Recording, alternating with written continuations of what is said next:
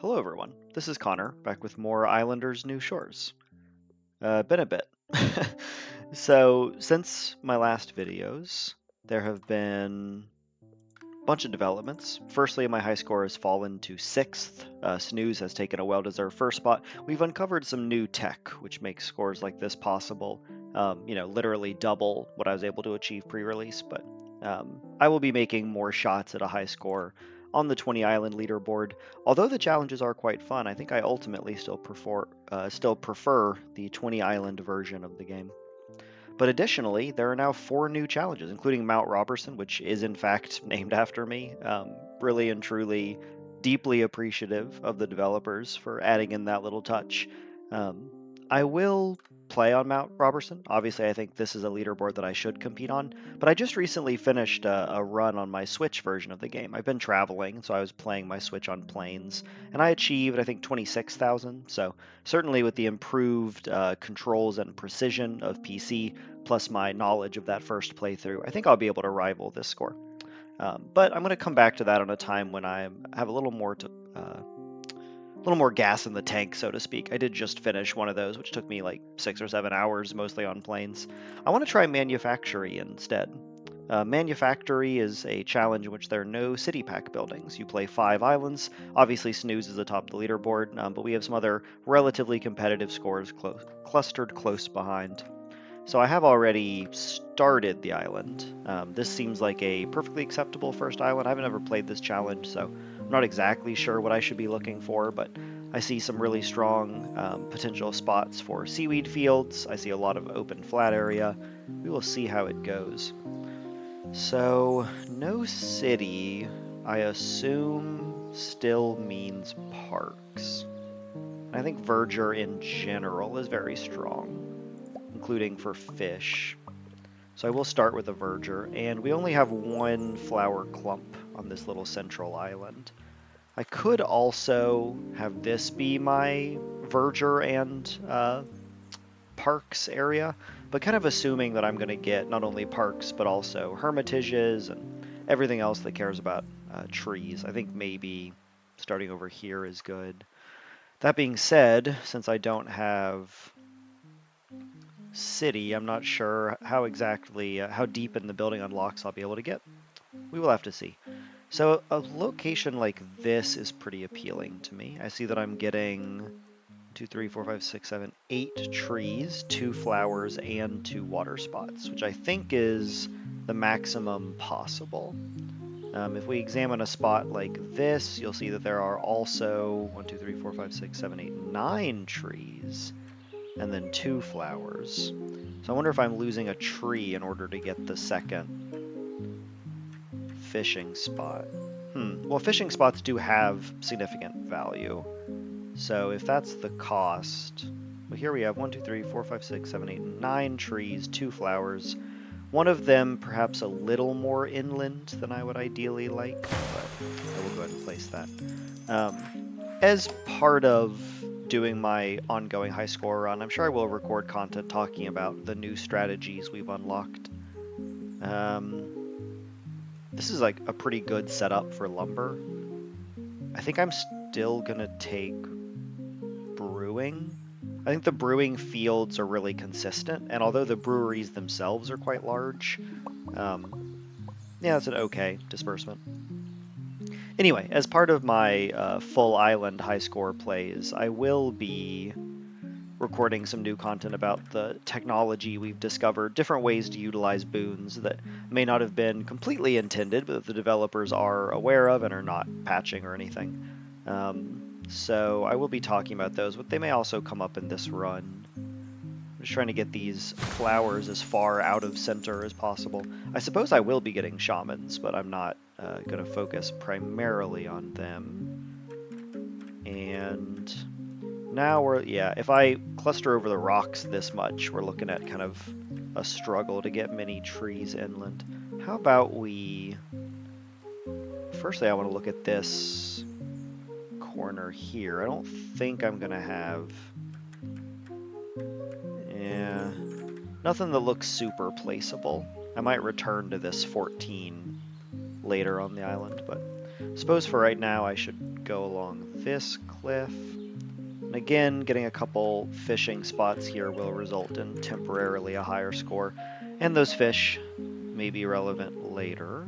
If I could get a 19, that would assuage some of my concerns about missing trees. So I think getting as many trees as possible, even at the cost of points, is a valuable goal. I will take an 18. I guess let me also try more like this. Yeah, I mean, not even close. Okay, we will find that previous 18. This is leaving one flower kind of centrally inland, but it's not a deal breaker for me. And I could move quite a bit over this way. I think I'm losing a couple trees, but it does set me up a lot better in terms of future verger placements.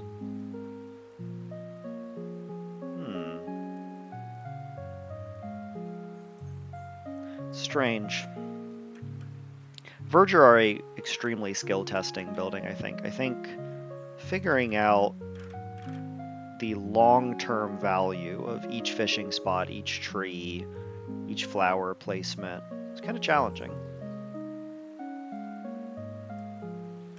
So there were various 18s, right? But I'm kind of considering taking something more like over here.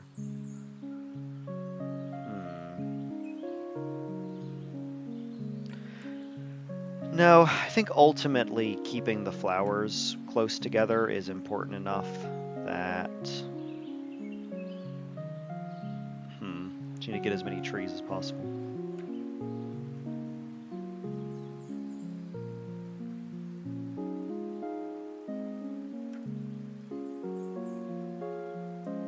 There is an 18 in here. Yeah. Okay. I know I was kind of ponderous about that, but keep in mind I can now put another verger even as close as like right here without taking a negative, so there is a benefit to being careful with this kind of stuff. Now, where to place my next set of flowers? I mean, here doesn't even create a flower. It's kind of interesting.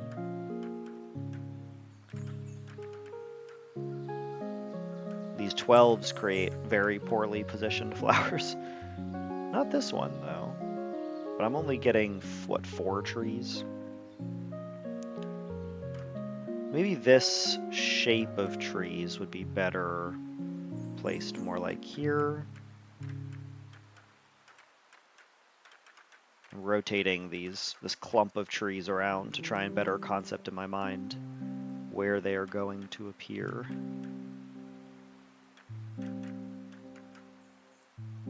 If I see a scene like this, and like missing out on 4 trees is huge. That's going to have a cascading impact on my score. This 12 is pretty good. Oh. Yeah, okay.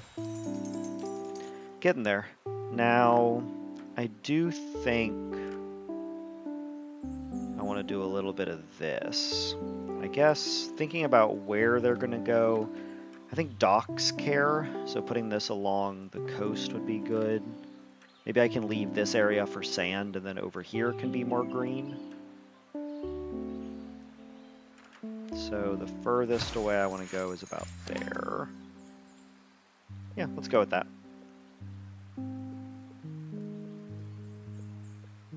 The lumber won't be placed for a while, but the brickmaker's not like...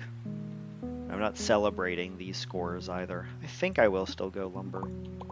These 4 should be enough to carry me through to new buildings.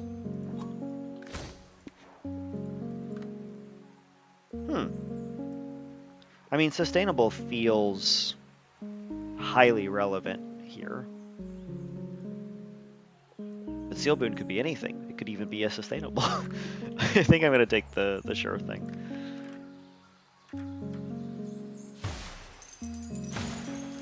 And we just have to keep these in detection with the statue. 4 points would be a lot to miss out on.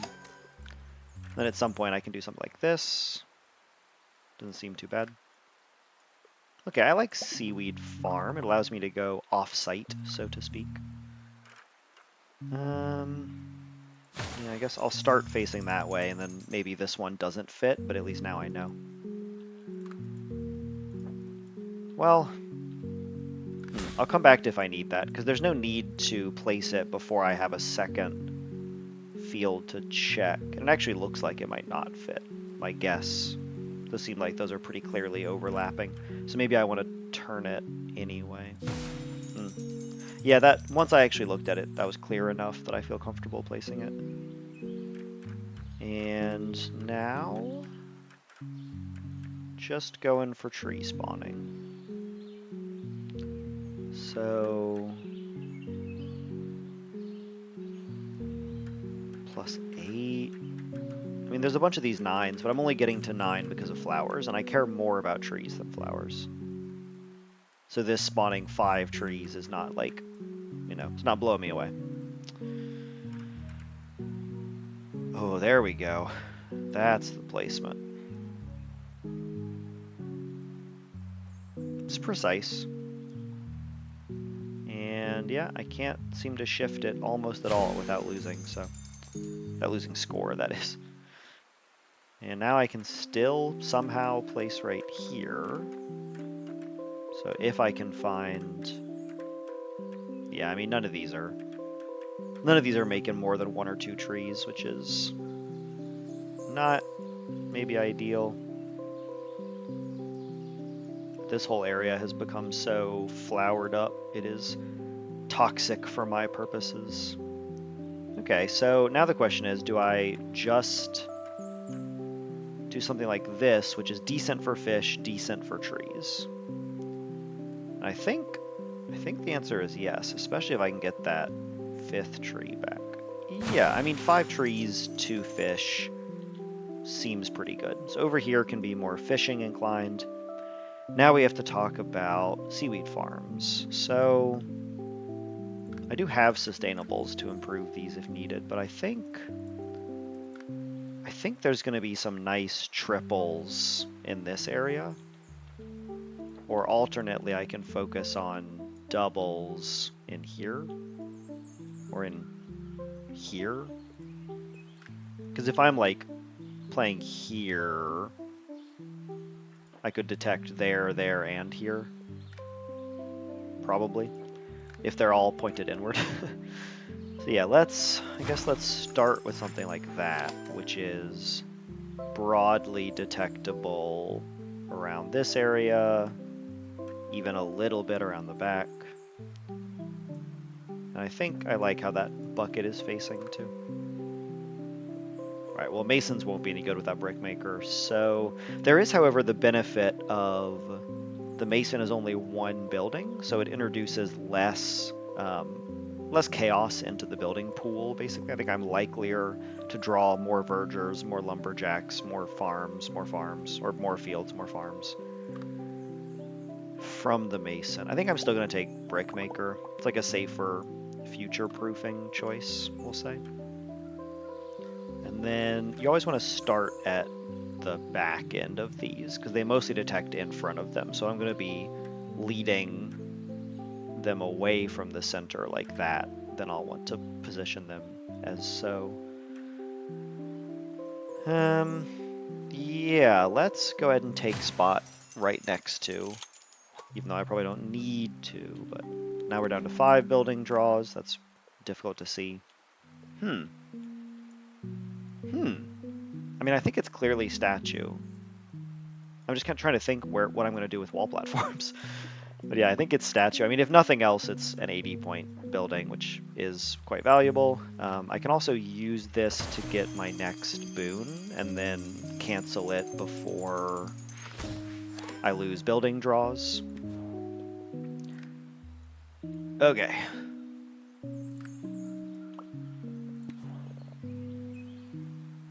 Okay, so I'm not getting a blossom.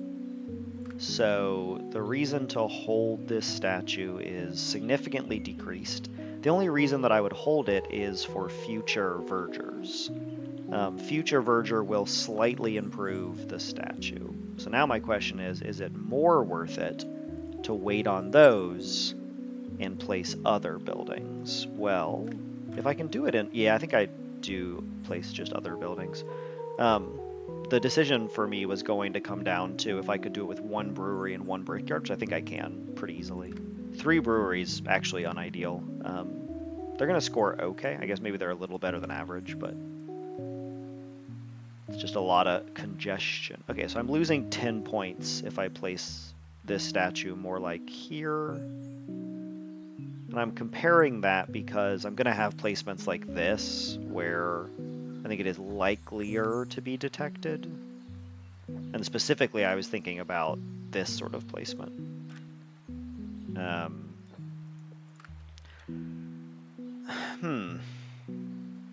I mean, if I'm just going to go ahead and place the 74, like I'm losing 5 points in order to get it in a much more multi-detectable spot. That feels worthwhile. And on that logic, do I even want to lose like 6 points more, or 5 points more in order to place it in a even slightly better position? Like, how much better is it worth shifting the building? I think I'll go with that. And if I'm placing it now, obviously I just let the points trickle in. Still doesn't decrease building draws though, that's nice. Lighthouse isn't good yet, but it is higher scoring on average than a Mason. And on these first few islands, you get so few buildings total that being higher scoring on average is significant. Yeah, I'll place along this edge. That seems like it's going to create lots of double and triple opportunities. I think initially... Now I'm wondering if my third is sustainable and placed right here. So like facing in right there, and I just take a bunch of these super easy triples, maybe even a quad. We will see in time. Place this a little too far back so it kind of blocks. Not a big deal though. And then I could go ahead and hit this. I could go ahead and hit this. 47. I wish it was less central, I guess. It's going to be difficult for me to place a second good farm that doesn't detect it, like maybe even impossible, which is not worth 4 points. So maybe it's better to... This kind of contradicts my original logic in placing that statue, but like hypothetically, if I do that, I then have to place way out here in awkward land, which I don't think I want. So other buildings will detect the statue more evenly though. So yeah, this one can just be tucked up in there, and then there is a plenty good 43 right there as well. We like farming in our current day and age. It's amazing how much better wheat fields and mills are than they were in the original Islanders. Like, it's a significantly more fun, more nuanced building to play with. Great work all around from the developers. I'm gonna do another 43. That seems kind of hard to pass up. And actually, if I can get it a little closer, I will, just to maximize my chance of placed fields tagging both of them. Although now the question is, okay, so I can place this one getting both statues and 1 minus, and then place this one getting a minus, or I can place this with no minus, and then this with 2 minuses. So it's kind of like I'm deferring that negative by placing this first. I think that is superior in this particular use case. Because like either way, I'm getting the minus 11 twice, either once going this way and once going back, or twice from the center. And just have sustainable and bargain. Yeah, I haven't decided what I'm bargaining yet. I guess Mason just stays waiting. Haven't decided what I am bargaining yet. I don't think it's going to be a shaman though, but I do think something like a 34 is probably fine. I'm mostly basing that on flower score, but that does feel legitimate to me. I also can think a little about the lighthouse because the lighthouse hates shamans. It's a -12, but it seems like my lighthouse will probably just be out here anyway, so it doesn't matter as much. Yeah, because that 38 is like almost perfect. Yeah, I guess 40 would be a perfect score right here, so 38 is pretty close. And we will find some of these various, 34, okay. I think just getting ray blockage by finding some little corner is not going to be as strong as ray blockage and flowers, even if the ray blockage in a tight corner is slightly more complete. 34 seems like a totally acceptable shaman. Now, how many fields do I want to plan around getting?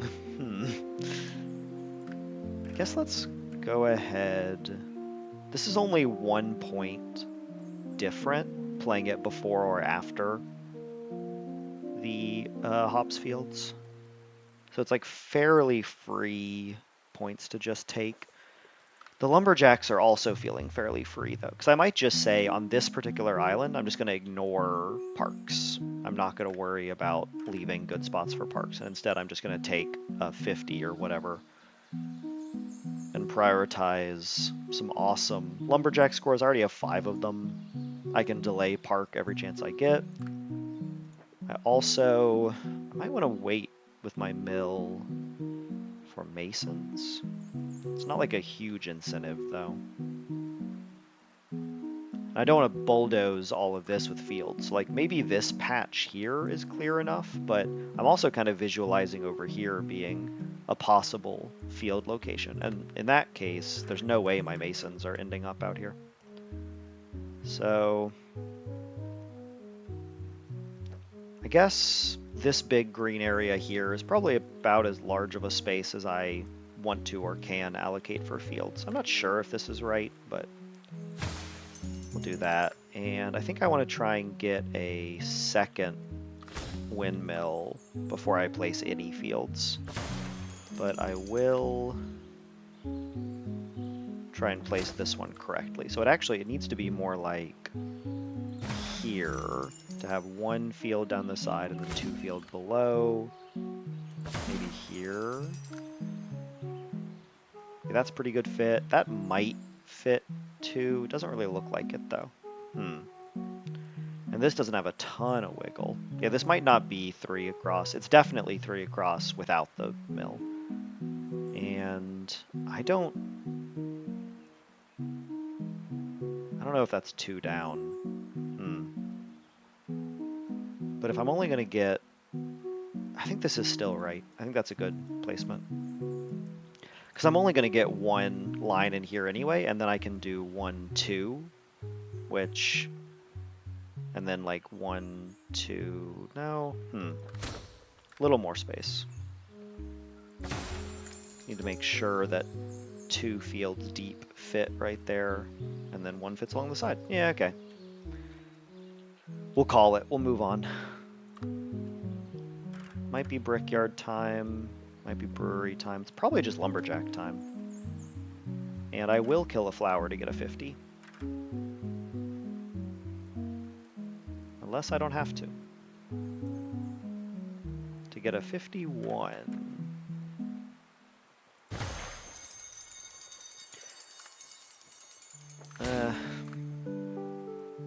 No, take the 50, because then I'll end up placing these right up on each other at some point.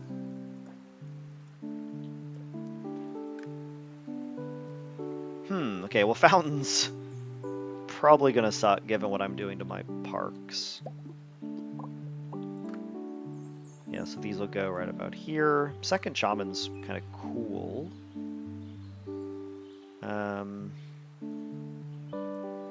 I am certain I can do better than 15. I mean, that was like a 21 kind of randomly, so. Yeah. 29. Okay, 31. Yeah, that's... seems like an okay location, even. 33. We'll take it. Don't ask questions. Just place the building. Put the buildings in the back. Okay, +5, +4.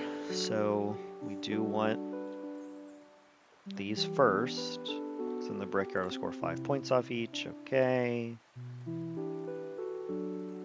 Go as low as we can. And then take the 11. Yeah, we're already up to a 26 with one sand pit. Gonna undo that and just level up with a lumberjack instead. Minimizing building played at all costs. Pyre's good. It's just a high-scoring building. I'm only getting 2 buildings at a time at this point, so I only have so much control. I also played these like right in the middle, which frequently I think is the correct choice, but maybe in this case I should have clustered them in 2 chunks. I don't know if I've left myself many optimal placements, but I can still get a 29 over there. No, I think just cluster them all up. I think in this particular case, like the -8 is easily offset by just how many points these buildings are worth. Now that we're up to a -16, I'm considering using sustainables, but we'll see what else I draw, as I am now drawing 1 building per pack. So drawing 1 building per pack is kind of freeing, because it means you always just get whatever building the pack is, and I'm not going to finish out the buildings on this setup. You know, like I'm not going to be able to play through everything. So because of that, I may not get any more of any of these buildings. It's kind of an interesting, sobering thought. So if that's the case, let's go ahead and sustainable a brewery. That's plus a lot of points. And then we can sustainable a lumberjack. And I see a 49, 50, okay.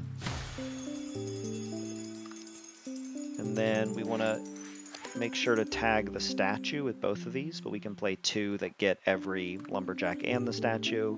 Harbor Pack will give me 2 buildings, even though the draw's only 1. It's like basically cheating. I say that in jest, of course, but you just always get whatever buildings the pack offers you, even if you don't have the draw for it. So I forget if, I think sawmills care about, yeah, they do care about harbors. Okay. And harbors also prefer that the fisher is already placed. So I'm looking at a 24-point fisher over here. Oh, I can get it to a 26. Okay, if I get that statue in. Yeah, I mean, that's a good building. And then 40? I mean, that feels almost ridiculous. It's like a sick joke to play a 40. Alternately, 29, that lets me pick it up with a sawmill, which is +6. That's not worth it. Sad that I have to make the linearly correct play and just get 40 points. And then I see a 19. That feels like it's probably optimal. I mean, I guess there's a 20 right here, but nah. Not placeable. So we will take the 19. Now I might be able to tag like that. I don't know when that'll come up, but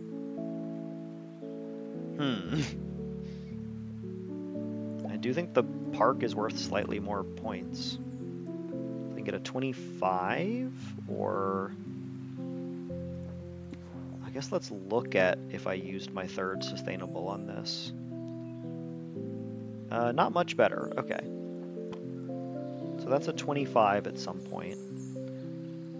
The pyre I should do the lighthouse first. Yeah. And I guess that is an unfortunate thing about splitting these as far as I did. That's likely a mistake, because just for lighthouse score, I probably should have clustered them a little closer together. Okay, I have 7 seaweed fields. Do I duplicate a seaweed farm? It's going to be 8 points 7 times, plus its placed score. Conversely, I could get like, okay, what is 8.7 times?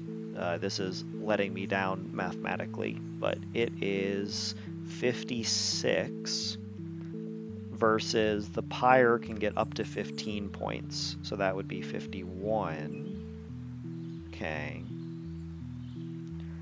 And yeah, I would place it somewhere out here, so it would get some minuses for sure. Versus the lighthouse is going to be more or less 40, and then 1 point, which is like 45. I could... Ugh. Kind of hate that. I hate that like this is already going to be as good of a score as this. I could duplicate the dock, or maybe the harbor, whichever one this is. I think harbor. Could also get like a 47-point hops field. I guess I could get a 50-point lumberjack, and then it will boost both my sawmills as well. Kind of deranged, but I actually do think I bargain a lumberjack when I'm ready to. Yeah, I think that's how the math works out. Weird. Alright, so knowing now where my bargain is going, I can just play these out. This is not a... That was my Discord, not yours. Don't worry about it. I can just make some big money moves out here. We level plateau. Probably going to be higher scoring than a fountain. Even though my limited buildings that impact it might have something to say about that. I think now I do just take the 11. I'm never getting a second sand pit. Then I can play this. And I'm just trying to sequence all of these in the linearly correct order. Nothing too complicated. Wait a minute. This was a mistake. This should have been on the plateau, because then my fields would get 3 additional points. So 20 versus over here is 0 plus 12. Okay, so the 20 is better, but mistake that I identified that you can fix in your own play. And then I'm going to go ahead and place these correctly, even though there's like no incentive to. Sauna will definitely outscore Fountain. Actually, probably correct play would be... maybe on this side, because I think I could place a mill out here and tag those, maybe. I'm wondering which side of the mill is like technically correct. In this particular use case, I don't think it matters, but... Then 118, but I need to wait on duplicating another of these guys. This is good because I'm getting both of the shamans as well. And the pyre also is going to want the lumberjack down. I think I do park and then I duplicate the lumberjack. We're like almost done here. We're wrapping this island up. All right, so I can get 38, 44 versus 45. Okay, I'll hunt a little bit for a 46, but it does unfortunately seem like another easy mistake to correct, that is, in my first island play, is that you should try and get your fish and your seaweed closer together just for this initial lighthouse's score. Ugh. If I could just tag, it's 5 points on the fisher. if I could just get a little bit closer. So various 46s is really all I'm seeing. Which is a little better than 45, so yeah, even with the +5, too many rays are being blocked. Thought I saw 49, I think it was just the 39 flickering. Okay. 46. Now we go park, and I see a 24.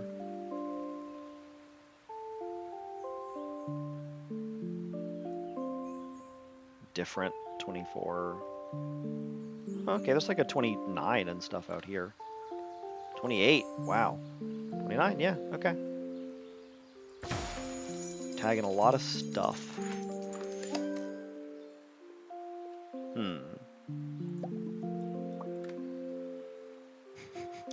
Maybe a mistake. I wasn't sure how many points the fountain would even get. Like, very few, I think. 7. Various 7s, I think. I'm going to play the 7 over here. I think it's a little likelier to get tagged by a fisher in a theoretical universe where everything's different. I actually take that back because the hut needs to be within the sauna's detection. So let me play a 7 that abides by that. Oh, it's so close to being an 8. It's like straddling those two buildings. Okay, well, that's 7, which will be +3 here. Oh, I guess I just duplicate the sauna. Duh. Yeah, I mean, it'll be theoretically -25 on itself, but even if I do like a this or something, that's 100 points. That's way more than 50 plus 8 plus, or +8 plus 5 plus 14. Okay, 14 plus 8, 22 plus 5, 31. So this is like 81 points, and yeah, I can get a 100 easy. Okay. So in that case, I think I can go ahead and play sauna. I don't think it cares about any of this stuff. And various 121s, that is optimal. I'm going to try and place it a little further back. And then we'll let our score loop around, wait on the bargain, or wait our score loop around. What to do with my sustainable is the next question. Tower's not going to be worth very much. I think it's still better than Fountain, though. I think Fountain's worth, like, almost nothing. So even just an 18-point tower. Can't quite get a 19. Yeah. Okay. And then 35. Various 35s.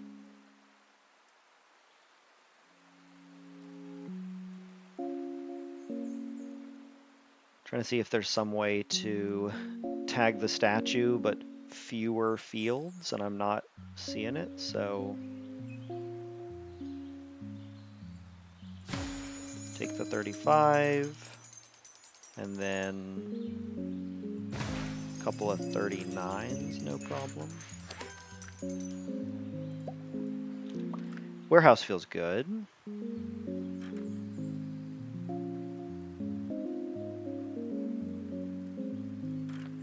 Yeah, it seems like it's just 41. I mean, that makes sense. 42, pardon.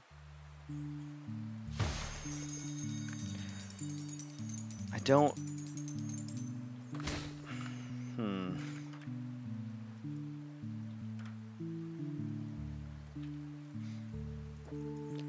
Okay, if I sustainable right here, that uses the boon, which does have value. It does generate points between islands. And I think that does get me close enough. Yeah, I can get a 50 would be optimal, so 46 is pretty darn good. And if I thought about it more, I could have placed that in a better spot. Another good little observation. 46, and then we will not unlock building, so I have to duplicate lock myself. Okay, so I can get 103, I can get less, I can get less, 105. 105 feels pretty close to complete.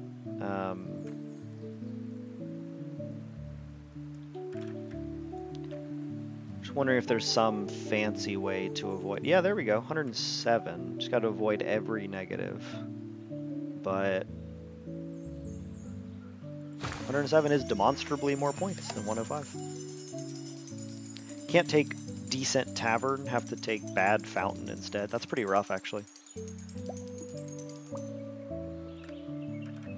Oh, okay, so 3 points are not gonna... Dang. I'm even like so close to getting the tavern too, with 3 of these, the tavern would score pretty well, but I just have to take a 3-pointer here and call that good. All right, here's the first island. Some lessons that I learned, some like obviously incorrect plays in retrospect, but as with any time that you're exploring a new challenge, you're gonna make some mistakes. The challenges just totally change up the rules of engagement. Like the islands play very differently, and I can take the lessons that I learned from this into my next island.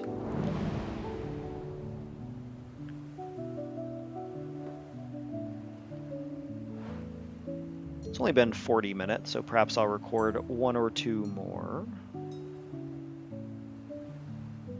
9,000 points. Welp.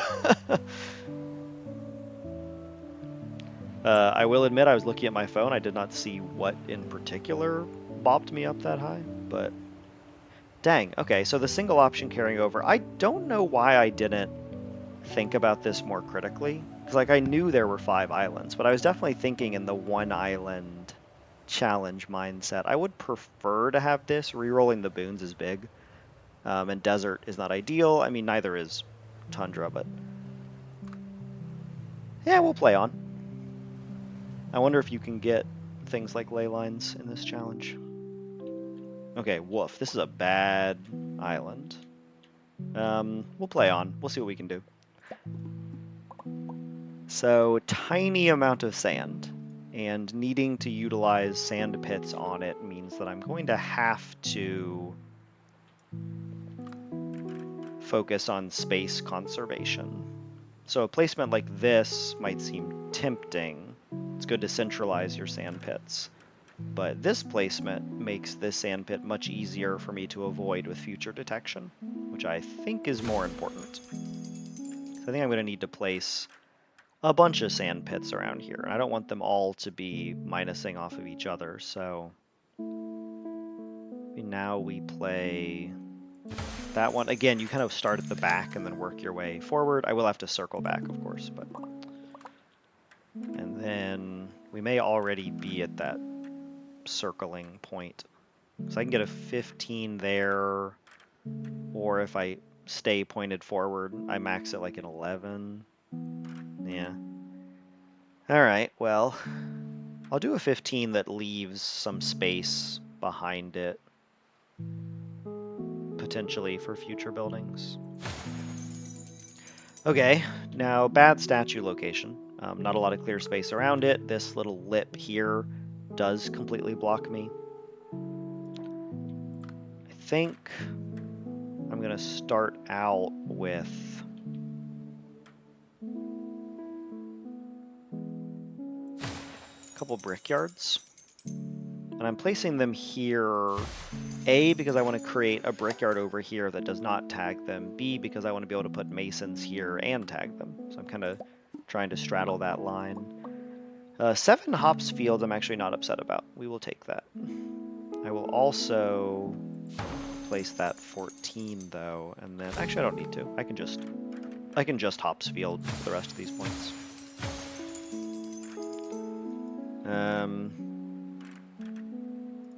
Do I want to do this instead? I think so. I'm going to play flush with the wall.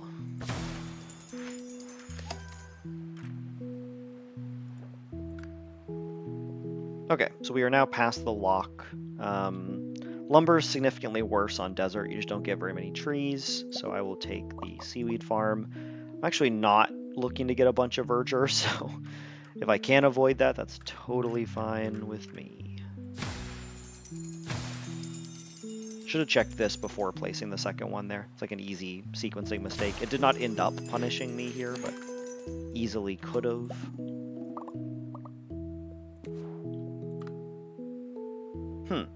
Well, level up is like the best boon in the game by a pretty good margin, and I might be able to show you why. I also... Terrace to create more buildable ground around the statue feels good, but I'm going to take level up. It's a hard one to skip, honestly. Okay, so now I can do... Oh, I thought I was leaving enough space back here for... Okay, good, good. So I need to get a 14. I don't hate that. There's also...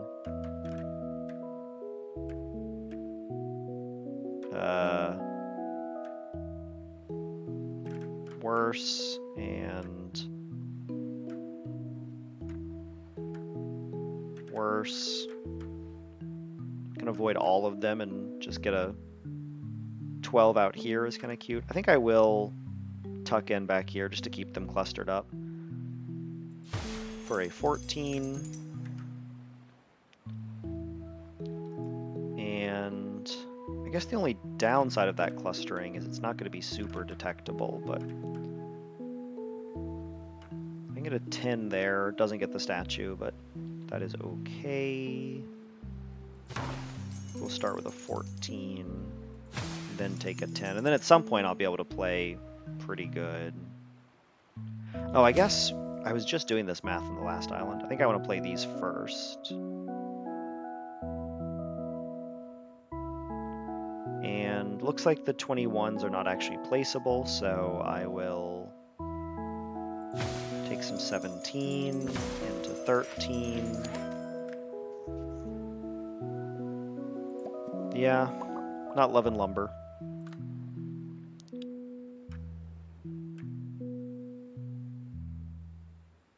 Okay, I mean, 14 points is 14 points.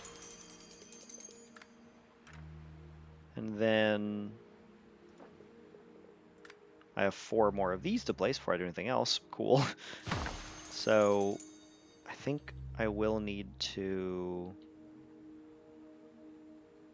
build some over here. Maybe let's start as far over as we can with a 13. And then I don't love how high up this 9 is shifting, but I'm feeling the impetus to play somewhat quickly, so I will do so. Now,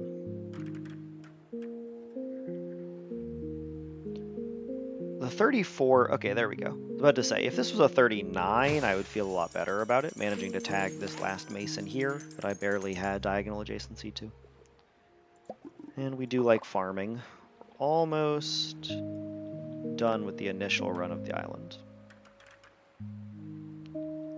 So now it's getting kind of difficult to find good spots for these. Now I can just eat all these negatives, obviously, and still get like a 12 or whatever, because I have some positives as well.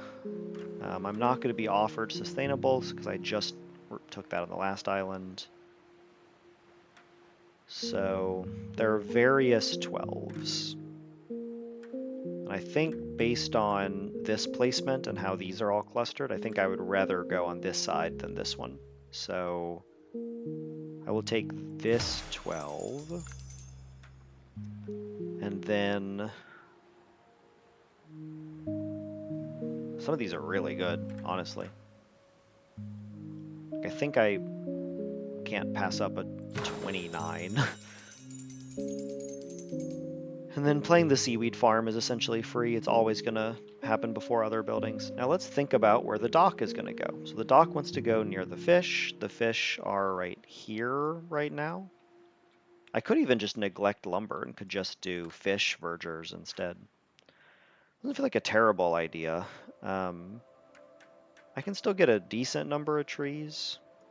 So if I was doing lumber, I guess I would turn this whole thing into trees. That actually feels okay. Some of these better placements are making 1, 2, 3, 4, 5, 6, 7, 8 trees. That is better than I thought. I think I was mentally stuck on verdure on sand as opposed to verdure on desert stone.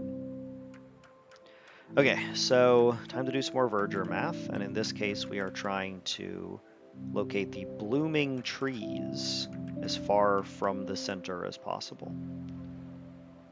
So if I put it back in that corner,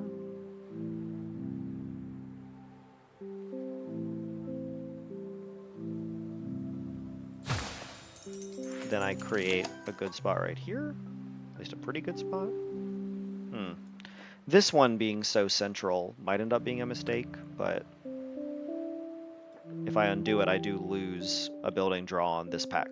So basically would I trade one building to reposition this tree? And I don't ultimately think so. Maybe I could have been a little more careful about it, but I am trying to be mindful of my pace of play as well.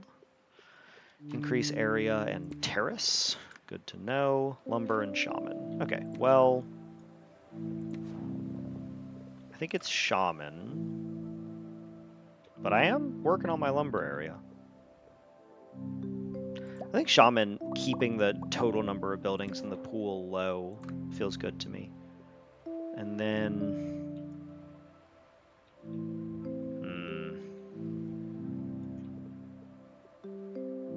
I think it's probably increase area. I'm not actually going to choose yet though, because I won't be using it right away. So I can defer my decision a little bit. Now let's do one more verdure up here. 13. Wow. Bad tree placement, but for a 13 it might be worth it. This is a similarly bad tree placement. Oh, okay. So there is a 12. Come on, come on. Work with me here.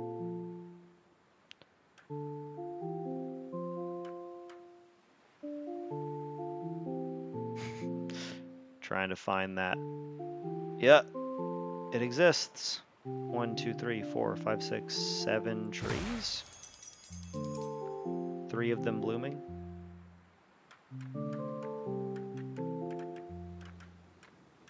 The pre-blossomed trees, so to speak.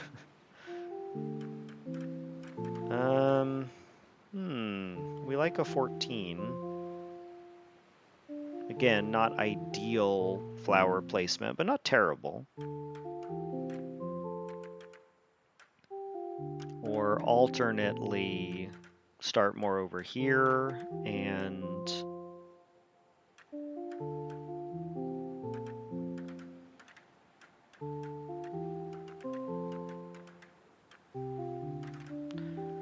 I'm not loving these positions. For a 15 though, maybe I'll make an exception. That's not bad. We're getting a decent density of trees around here.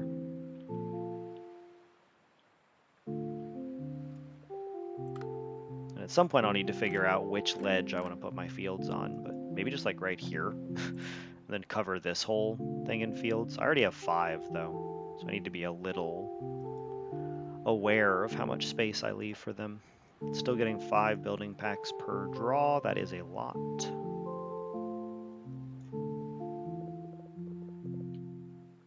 Okay, well, back to if my docks are going out here,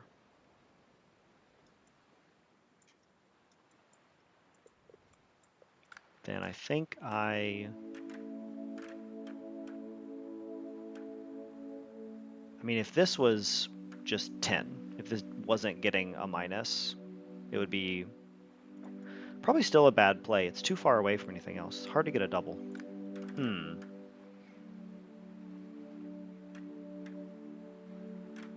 I'm gonna count on Bing Bing Bing being some good seaweed farms for me. So my first one will just trend inwards. I slid it back a little bit, you might have been able to see, because I'm more concerned with detection in other directions. I think I actually went too far though. I think I need to be more like here. Yeah, to just utilize as much of this little inlet as possible. Okay. Relatively easy placement here as well. And then my next one can be... Oh, that doesn't fit. Oh, come on. That is so close to not detecting. Can I not move either of these back like an inch? Oh, okay. That one easily slides back. There we go. Bada boom. Okay, as we saw, Fountain is bad. I guess it is nice in that it's a rare building and you only have to get one of them, but I'll wait for more vergers. And if I'm waiting for a verger, I think I play this and then see what my boon is. So that does mean I have to commit here, and I think I will just go increase area. It's not ideal, but it is what it is. Duplicate or sealed boon.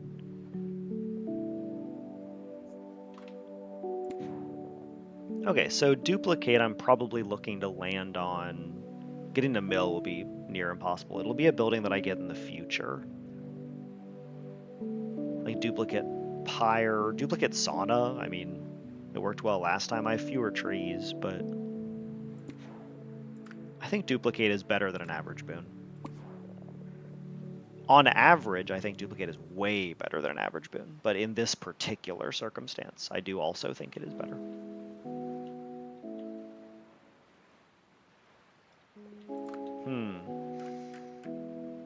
Okay.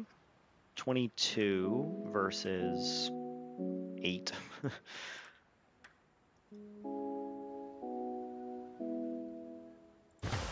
If I play here... If I play here... Yeah, I can fit mini fields in around this. It's kind of a strange position, but I think it's pretty good as well.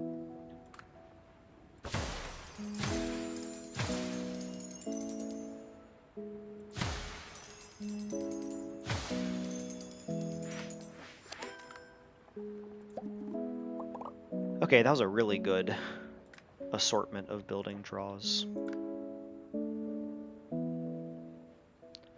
You can get +5, no sweat.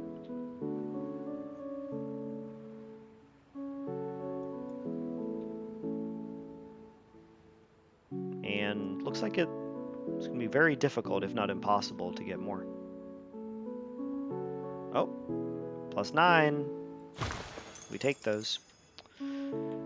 Okay, and second seaweed farm. I think I can do better than the -14 in terms of score inversion, which I will get to in a little bit. I mean, if nothing else, there's already like a -20 just from a verger.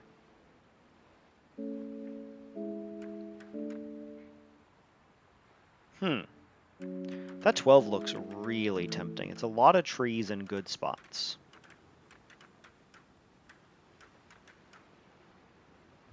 Yeah. We take those.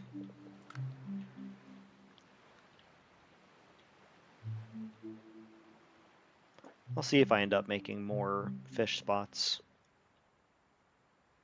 I mean, given what I have, that might still be the play. I think I'll do brewery first, and then where will the rest of my points come from? Shaman? Shaman or field? Because the shaman is maybe getting a little better over here. I am maybe still placing vergers. 37 is good.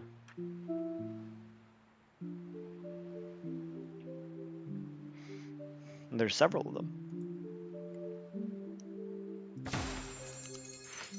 Yeah, I'll take the 37. Pyre, I'm not going to duplicate it. Doesn't feel that good. Doesn't feel bad, but doesn't feel that good. Because right now I have a duplicate increase area. Okay. Increase area on the Pyre might be cool just to let it detect at longer range. That is a trick you can do to increase its score off of other Pyres. Now, when are my Fishers going to get better? I guess the short answer is they're not. Because I do want to play them before most of these buildings. I guess they get a little better when I do my seaweed. So Fishers depend on seaweed, depend on third farm, all that lighthouse dependent. I guess I can do lumberjacks. Yeah, I need points from somewhere. Even though these are not quite as good as my lumberjacks last time, that is an unrealistic expectation for a desert, unfortunately.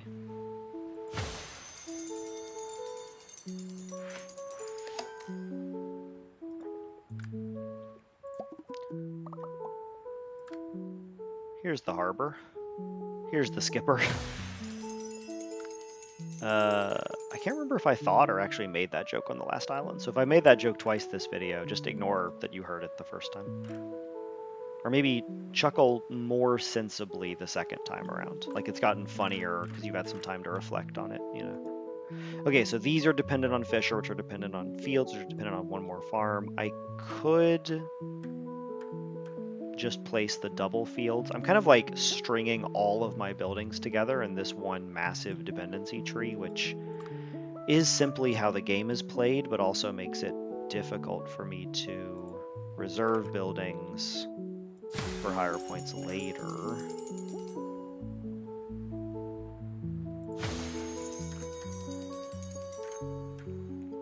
So for the time being, maybe we just take the triple 21.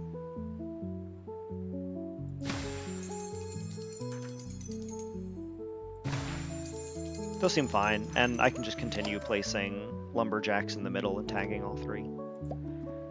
Plateau is fun. We're down to 3 building draws. It's a high-scoring plateau if I can find a spot to put it. Not being able to put plateaus on wood is surprisingly often a surprisingly large issue. Like, it sucks. And that comes up more than I would have expected it to.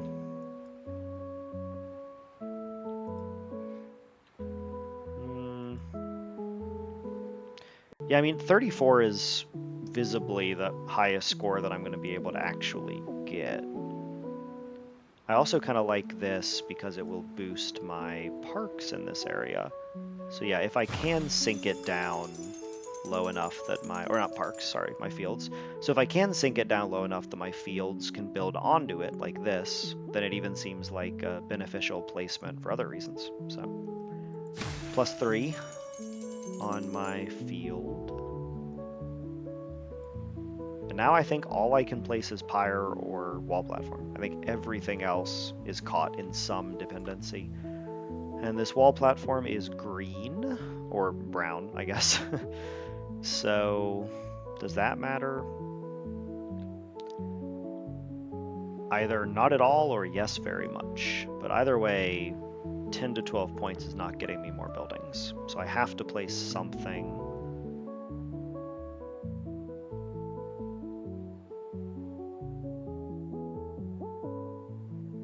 I guess it's going to be this. I guess I'm going to go 23.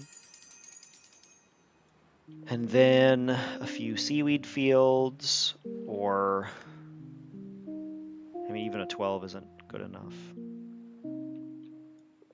Could play a Fisher. It's like minus a few points versus having these seaweed fields down. And I mean, 10 by itself is not enough to move on, so. Yeah, I guess I kind of gotta do something like this. Okay, not great. And because I need 100 points...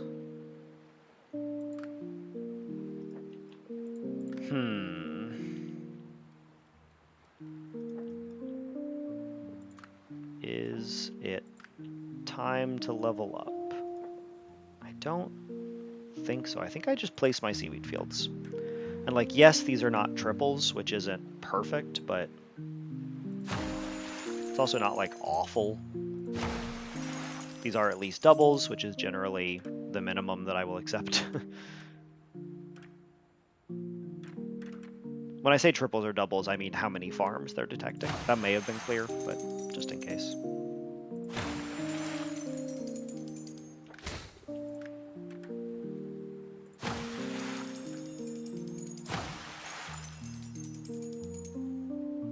And if I'm down to placing singles, I don't know if I want to do it.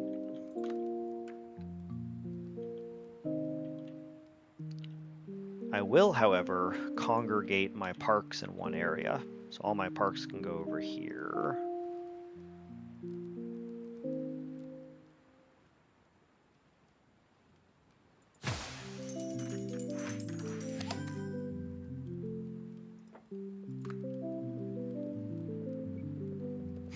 Don't love either of these.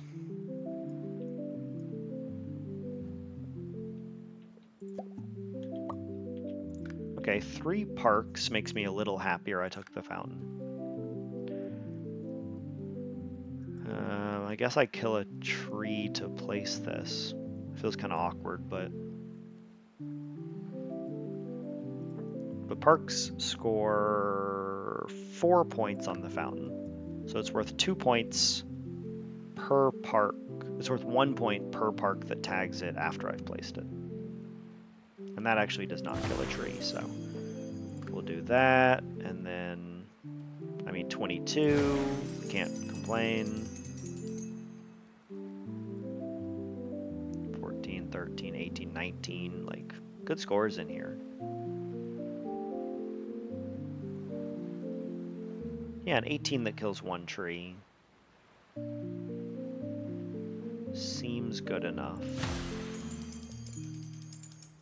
I do wonder if I left a full square park there, and I think I did. That definitely looks like it. Okay, so I'm not willing to place singles there. So instead, I think I do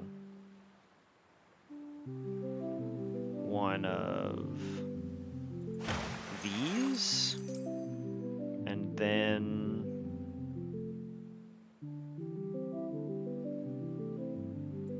that, and then these are like so mediocre, but I don't really know what else I can do about it. And wherever I place this, I would like my lighthouse to still be here. Okay, cool. I do have good lighthouses coming at least.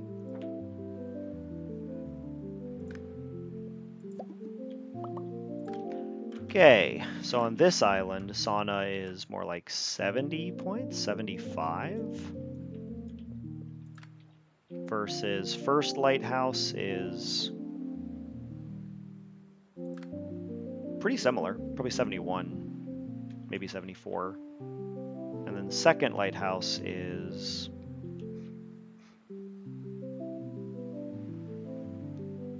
I mean, somewhat worse. Yeah, I think I do duplicate the sauna.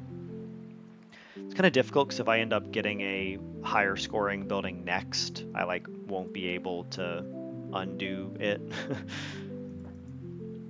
And I could just place this here to give me more good park space that doesn't kill trees. That feels like a real shot in the dark kind of play, though.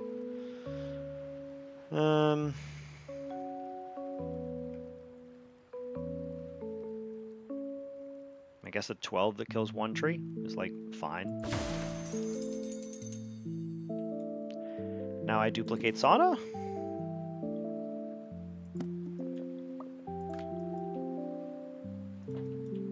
And we can come back over to playing docks. I have to duplicate it now because any new buildings that I claim will spawn in to the right of it, and I won't be able to access it for a while. So it's one of the quirks of the duplicate boon that I actually quite like. I think it makes it more skill testing. You have to be able to predict ahead more accurately. 21 feels good. I'd love to not take out a fish spot. So whatever that takes.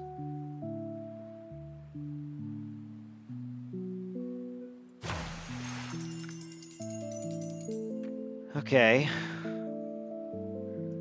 We are down to 2 building draws, so I'm not getting much beyond what the pack says on its box.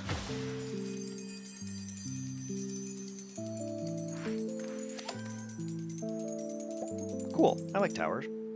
And we are now at 1 building draw, of course. I wonder if I spent so long debating that it dropped from 2. And I think I was already basically at the peak. This is already peak, you know. I maintain my original comment. This is a bad island. Look at how it is going compared to my previous one, even though I had more runway. I do have a level up boon, which I have not forgotten about. Warehouse is just much higher scoring. But I haven't yet had really a good opportunity to use the level up boon. So I can use it now, and I can use point inversion to increase its score by 16 points. Alternately, I have some absurd plays like this. Wow. So I guess I should have duplicated the warehouse. That's good to know. Good to know. Yeah, I mean, let's go around the loop at least one more time. And while I'm here, no, I don't think the wall platform is going to help anything.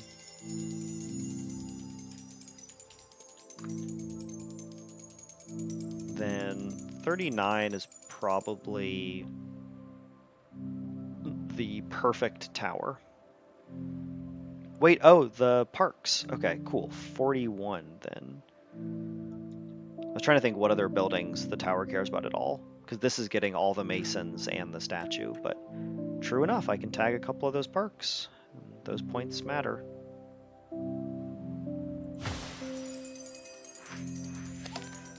I think 41 is only good if I think my next building can wrap me around. Because otherwise I should hold the higher scoring building. This is like better level up usage, is what I'm considering now. Because I only need 11 points to get around. So I'll take the 12, leaving myself a 13.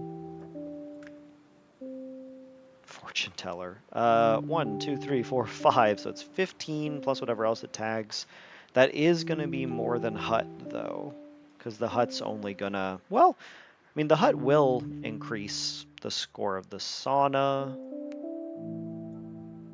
So the hut's probably 2, 6, 7, 8, 9, minus... Yeah, it's probably worse still.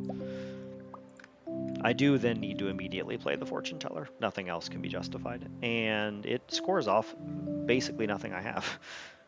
I can get a 19 or a different 19. Yep. I mean, I guess the 21 is the highest score available to me. That's silly. So, in light of that, it is time to use my level up boon. And I can display a very minor example of point inversion here. So point inversion essentially is playing with the fact that when you use a boon and then undo, you will generally undo the last building placed. I think there are some exceptions, but undoing boons basically just works weirdly. So base score of 3 minus 25. So I will place this for a minus 22. You see that I tank down to negative 20 points. I can now use the level up to get 130 score. I should have range increased the warehouse probably. Level up to get 130 points, and then come over here and undo the sauna, so I'm now 22 points into my next level. I just sort of increased the value of that level up by effectively 22 points. It's a nice little trick. Fortune teller gets 6 points on the tavern as well. That's good to know.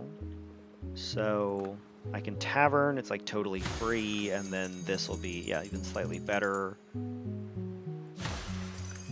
And then we had a 41 that I like. I could increase it to 43, but I think it's actually going to be better to range increase just one of my seaweed fields. And, well, from 66 to 73, 74, that's pretty good. Not like a, massive amount of score, but something. And I will place this over here thinking about the parks. I don't know, it's 2 points of difference, but I am only getting one building per draw, so I guess I'll just play over here. A little bit simplified. Okay, circus is bad. Like, not not having houses, circus seems really unideal. That's kind of curious that it is even offered to you. And I can get 10. Or I can get like a 5 that the sauna then detects for 3 points. That's not worth it. Okay, 10 it is.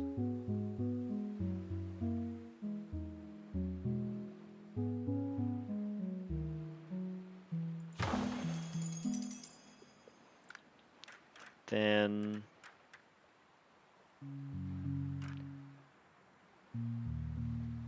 66 may be the highest score that I can manage over here. Okay, 69. So this is without a range increase. I can get a 71 versus with the range increase. I mean, 74 is not a meaningful enough adjustment. Because that's even worse than just range upping a seaweed field to get both the farms, which I may be doing in just a moment.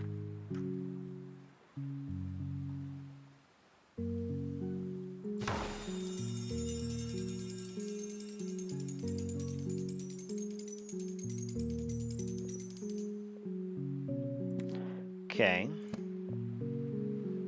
91. So I guess now the question is, do I think I can get more than 9 points using my range increase on whatever my next random building is? What's that building going to be? I forget. Nah, I'll just go with the range up here.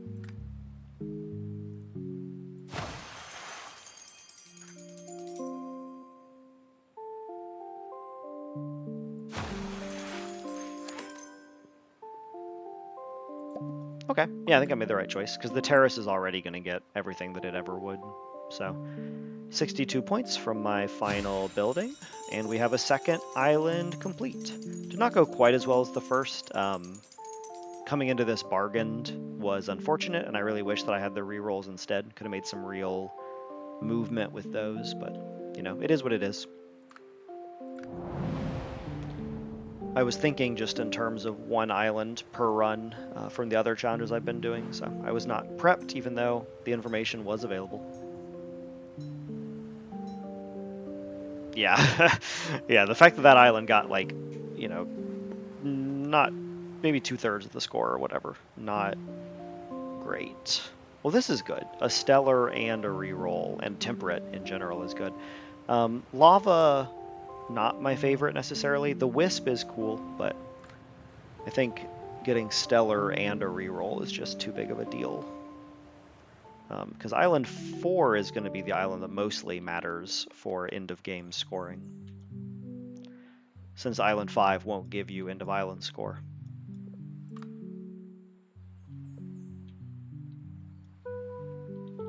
generally I'm quite drawn to verdure. This island unfortunately does have a bunch of these flower clumps. Maybe I can get a building that paves over this one down here though, because I feel like this spot should be where the verdures go. And I will begin with them, and I have a reroll boon, so I'm just going to use... Okay, so step one, let's start placing a verdure up here.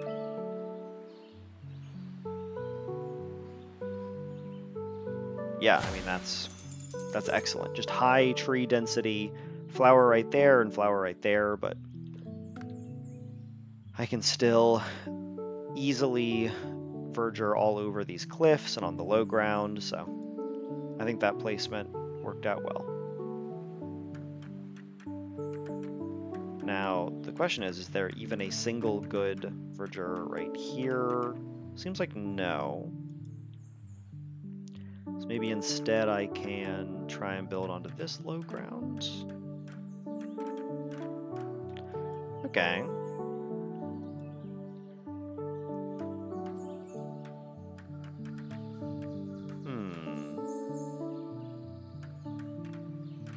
City is such an integral part of my strategy that it has been kind of fun and interesting seeing the community move away from early city.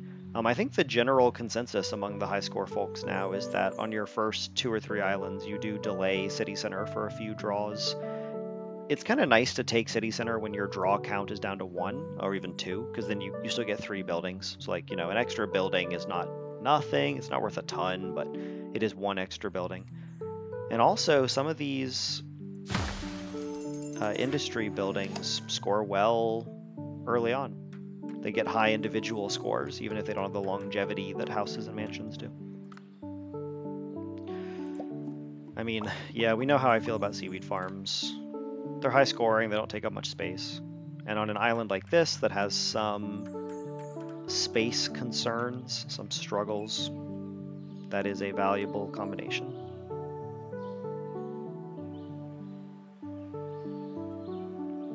Okay.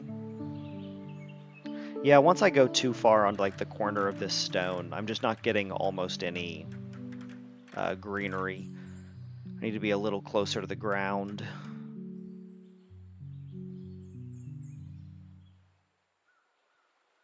Oh. There's probably something good around here. I don't like the flower placements on that 11. Otherwise, it's fair, though.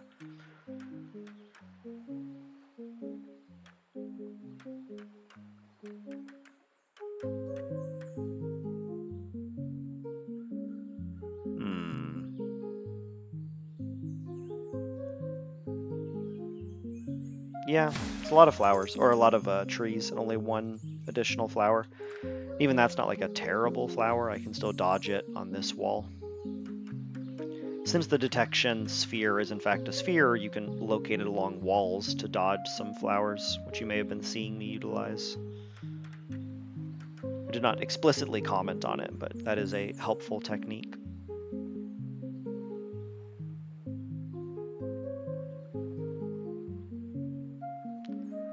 So I have a bunch of different 7s. Ooh, okay. It's a pretty good 9, actually. A lot of trees. But now you see I'm actually not doing great on score, so I will need to get a bunch of points out of these, which means I can't really play around. I wonder if I need to do better than a 9 just to like get through this round more happily.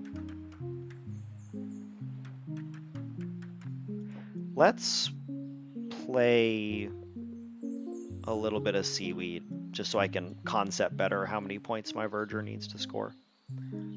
And if my lighthouse is going to be here, maybe out here actually there's 5 fish. So then this can go here. And then maybe another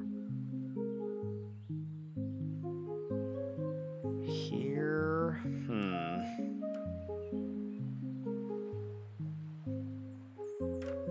Like getting that -2 right now when I'm so tight on points is not ideal. So I'm looking for ways to potentially avoid that. I guess I'll just start right here. I don't know. This one is more constricted by the fishing spots, so I'll just start right there. All right, now I need to play at least, we'll say 2. Now if I get a 16-point verdure, I don't need to place a 3rd. But getting a 16 would require probably some fish. And at that point, I should probably just place a 3rd. Yeah, all right. Not ideal. These early buildings just did not get me as many points as I needed, which is fairly typical. I mean, I'm placing verdure for long-term benefit, not short-term, so that prioritization has a cost. And now I can place whatever that garbage, like 7 or whatever it was in here, and not need to worry too much about score, since I have already figured out how many I have to play.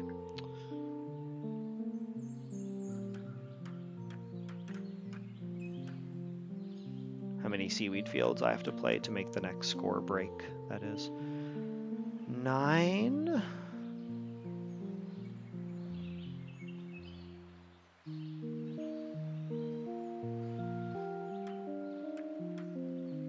It's a lot of trees on the high ground. And no flowers on the low. Interesting. Okay, also not ideal. I would love to get lumber. I do have pretty consistent sand, but not very wide sand, so I think I am going to go brewing. Okay, second seaweed farm is really good, actually, because now I can kind of guilt-free play my seaweed. I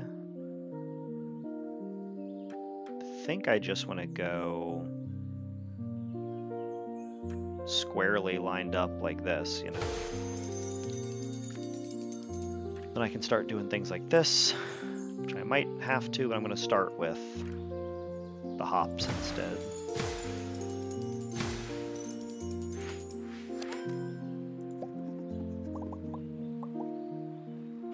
Okay, they really want me to place some seaweed. Heard.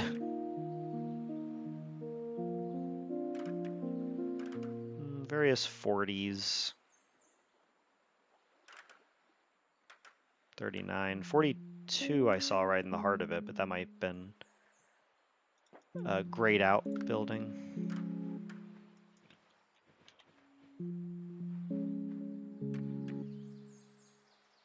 Yeah, I mean, it seems like a 40 is about as good as it's getting, so I'll take that 40 and then undo it to take the first of my boons. Huh. This is closer than it normally would be. Because this island I have some space concerns on already, but I still think I'm going to choose score multiplier. Score multiplier is very powerful. And it can also be used to improve your point inversions. Not that I expect to get a level up on this island, it's too soon after my previous one, but just a fun fact about using score multiplier. I don't really want either. We saw last time how a bunch of mansions can be helpful for plateaus and towers. A bunch of masons, pardon, not mansions. But brickmaker... brickmaker can wait. 3 masons is maybe a little more than I would want, but not by some sort of huge margin. And I'm glad this works. I kind of thought it would, but good to have confirmation. Okay, so avoiding my already placed lumberjack, I can get like a 38. That's pretty good. 37 that doesn't kill trees. Then at some point I can do this. Yeah. Okay, so if we're thinking about where... Yeah, let's go down here. I'm thinking about brickyards and sand pits, and I think my sand pits will maybe start over here, but there will be some along this edge, so maybe I can do a brickyard like right here. This spot looks pretty flat. Maybe one over here, so I will begin my masons over here.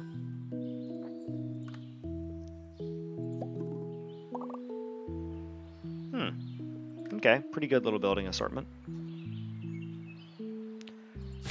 Take an 8. I hate this sort of placement. Like you see this a lot on this island type where you have these super long legs trailing down. Fun fact about the mason, I guess I can place and undo. This is where mason detection stops. So if I'm placing this mason, you can see it doesn't detect that one, doesn't detect it, and then it does. Right at the bottom of those struts right here. So the detection on this whole chunk is non-existent. Fun fact.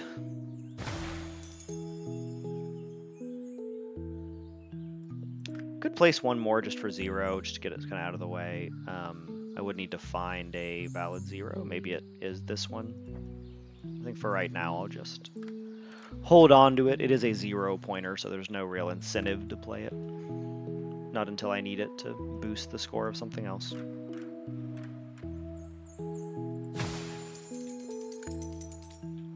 Okay, now do I want third non-conflicting lumberjack? Excuse me. I think I don't. The score is not higher, and that's mostly what would motivate me to do that. So I think I just do that 35. And yeah, this 25 still gets them all. That's great to see. Great to know. I think that actually might be the play, too.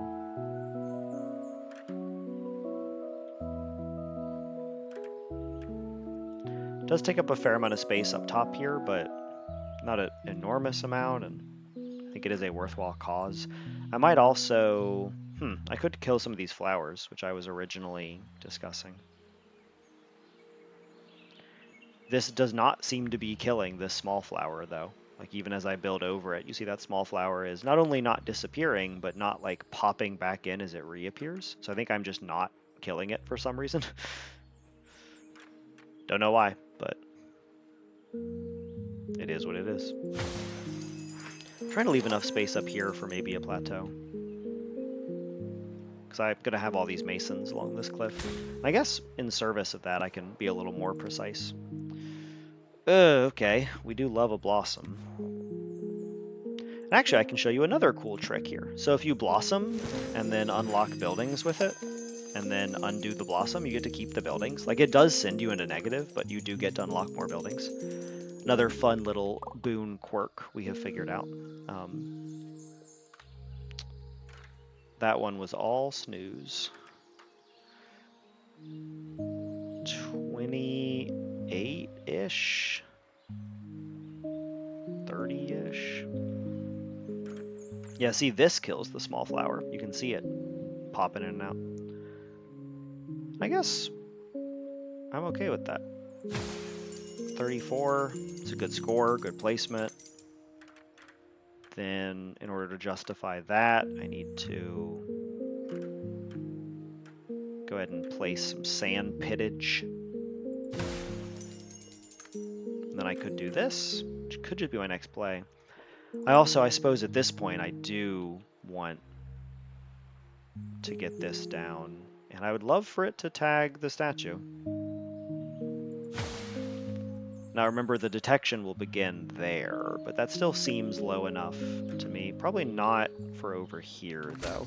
So let's see if there's a spot I'm missing somewhere in here. Sometimes this internal geometry, like right here, is buildable. I think it depends on what size this element is scaled to. Because this piece of terrain, in some of its variations, will be used on different island types. There we go. On some little corner that it's buildable on. I'm going to place this one first because I think future... Actually, I might not even place it. Same logic, but I think it's better to wait. I was going to say my next sandpit might be over here, so then I want to be able to detect, but it would be worth a little bit more going in the opposite direction, so we shall make that happen. Nope, don't want to kill 2 trees, just want to kill 1.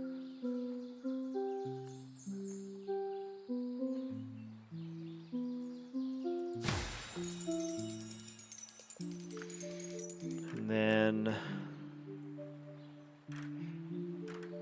this also kills 2 trees. Oh, just 1. Okay, I'll kill 1 tree to get a pretty good placement. Because I have a Blossom, I feel like Shaman is an obvious choice. 3rd Seaweed Farm, very good.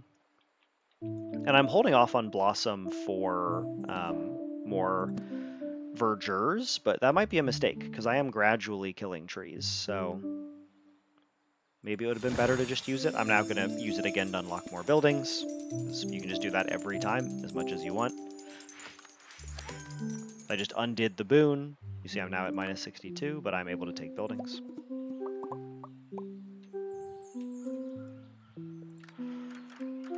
Okay.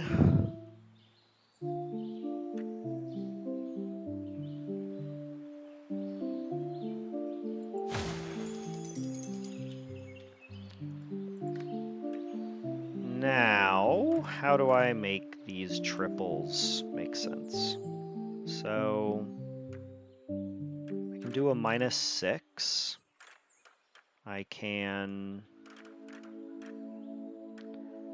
place out here in a way that may not allow very many triples, but probably a few?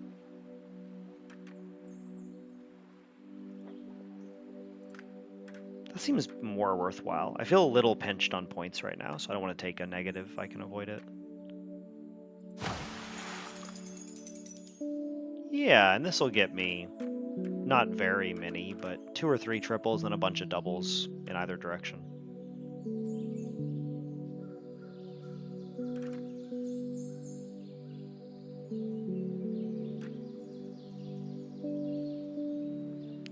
Try and place this perfectly, which I almost did. Wow, yeah, actually, that is literally perfect. Like, I have to wiggle it in. That's such a tight fit, but it does fit. Cool.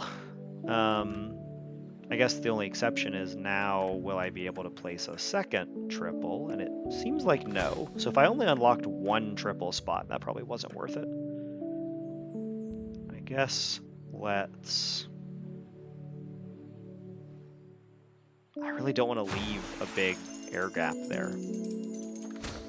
Especially because then it might not even work as a triple anyway, but... So I'm just going to place this. I know it like completely breaks the symmetry of the grid, but it does give me a second triple tag. And then I can undo it. Given this type of island, I don't think Demolish is worth very much. I think I'm going to carry a sealed boon into my next island. And of course we have to do some trickery like this. Oh, we are already working out of the negative. I forgot. So because I canceled it, I think it was showing a positive number previously, but we would not have gotten buildings because we are still working out of this negative. Weird, very specific situation.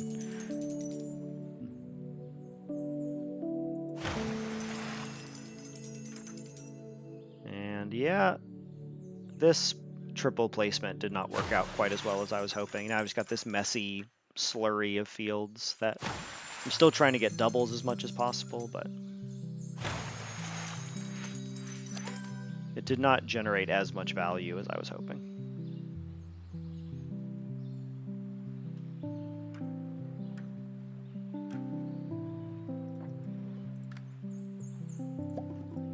Pyre is good, and we can now also get more buildings.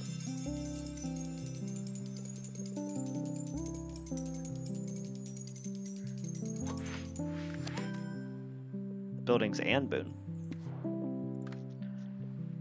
Huh.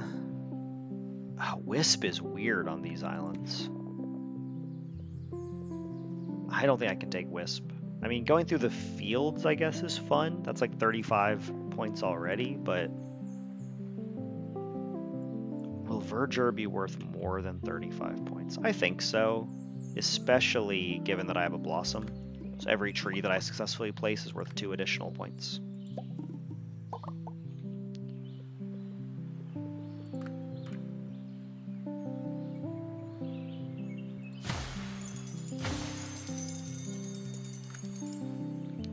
Okay, now do I want to try and kill these flowers?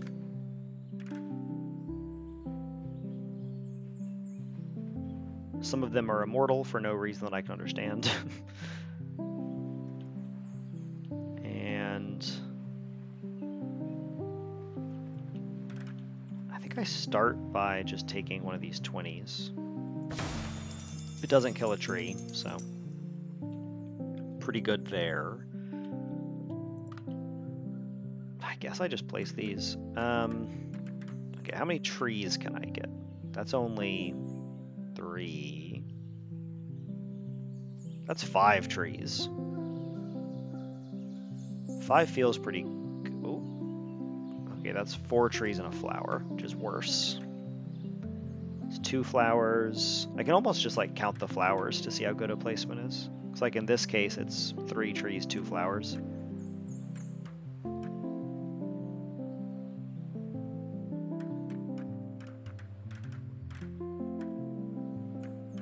Okay, so being this low down seems to be bad. So let me try and place a little higher up.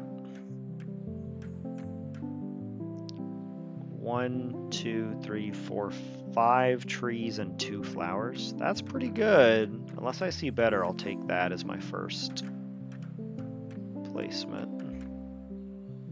It's like very precise too. I think I actually lost it.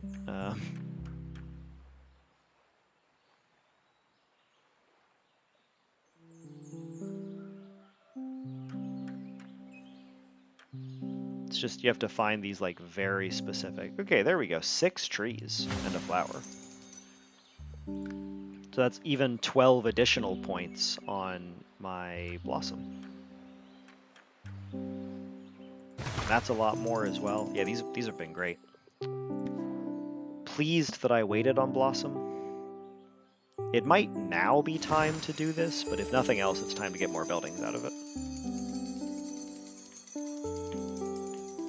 And yes, this does put you back in the negative, but it you know, you have to get those points either way. This just gives you an additional building drop with which to earn them, including an extra verdure.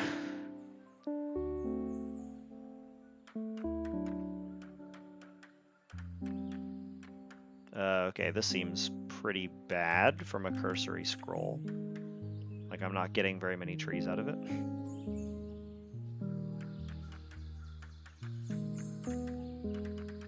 Yeah, those all look bad. Okay, what shape is this verdure? Okay, they're all kind of in a line to the right of how I'm angled right now.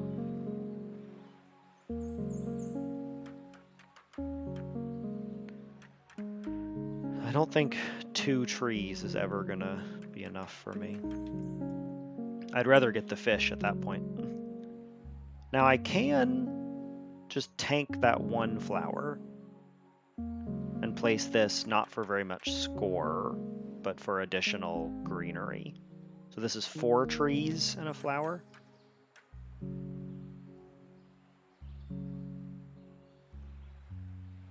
This is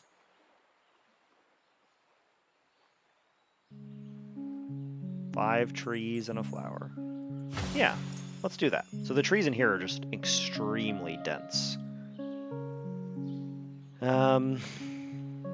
Might be time to actually blossom now.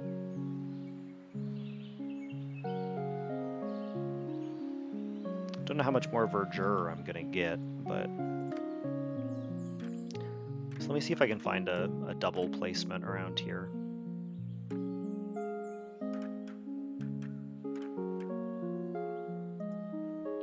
Seems like probably not. It's fairly close in a couple spots, but not even like that close. So maybe I just take a 16.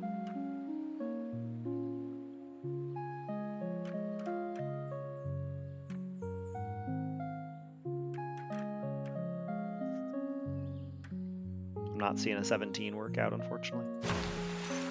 Okay. And then I can end up doing something like this, but...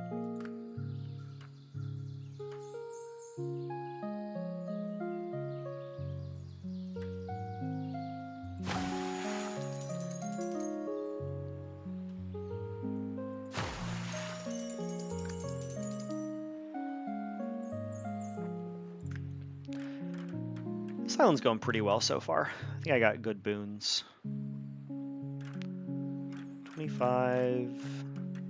Mid-30s for a harbor seems okay, given everything. And what else am I holding these for? Need to remind myself. I guess just additional fishers or vergers, because I might be done with verger tree, so it's probably on to verger fish. But if that's the case, I should have waited on the fish too. So I guess let's assume that I'm not getting a verger soon. This will easily get me more buildings. Actually, I'm a little nervous. Yeah, I don't want to complete the island. Because completing the island will drop me from 6 draws to 2, or to 5, pardon. Although I guess I'm going to get it within this loop anyway. So it doesn't actually change anything. Good thing to think about.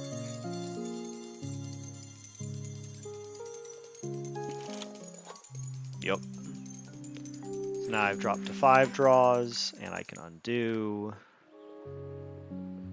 And I think same logic as before holds. Let's take a park. And a neighborly. I'm going to re-roll island, not boon. I think re-rolling for a good island 4 is going to be the most impactful thing I can use those re-rolls on. Sandpit's always a good one to play early. It just cares about so little. Mostly just sand. They just want sand, man. Then I only have a single brickyard still, somehow. But I have 3 more masons. So where shall my masonry go? Trying to see how far over this detects. Over to about here. So I could do higher up like this. Is that killing that tree? Yeah. I don't want to kill a tree.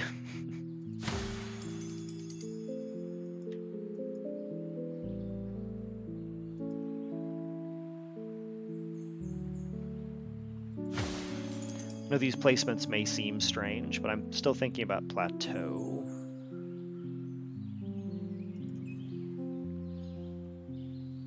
I don't want to kill it, even a single tree, if I can avoid it. I think I'd rather play like a worse, higher up mason than kill a tree. Although that does cause it to not get detected, which might matter.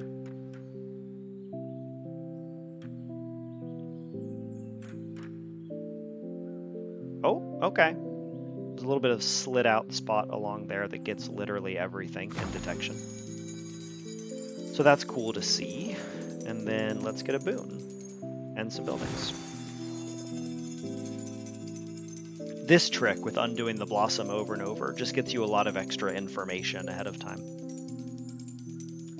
Doesn't get you any, doesn't strictly speaking get you any extra points, but being able to see what you're getting earlier does end up being more points. Is it worth 1 reroll to get past this garbage? Yeah, let's gamble. Not sure if I consider that a win, but it's at least not like an awful loss. Okay, so I left myself this huge spot that I was very careful about, and it just doesn't quite fit. That's unfortunate, and if I had the shrinks, I could do it. But obviously, this lumberjack is the real culprit.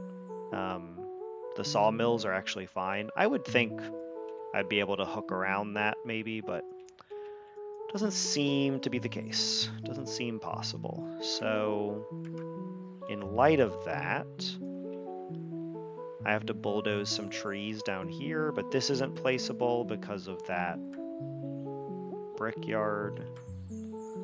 So I kind of just made all this effort for a plateau that I'm then unable to place, which is, I mean, really just so sad.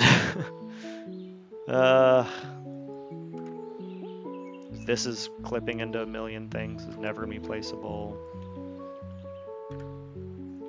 I don't think anything diagonal up here is gonna feel placeable.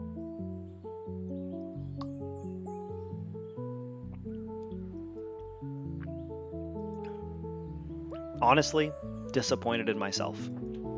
I thought I had this space like perfectly visualized, and when you look at it, it is quite close, but I needed to err a little bit more on the side of leaving space for plateaus. Now these are equal scoring in either direction, but the plateau is a much smaller detection, so let's play it first. I think 32 is going to be the best raw score that I'm able to get from this building.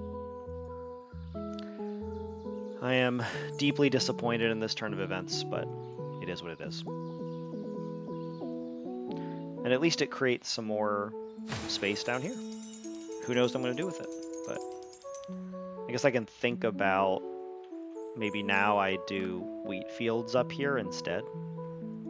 And then they can all tag the statue. Or maybe I do wheat fields down here and they all get +3.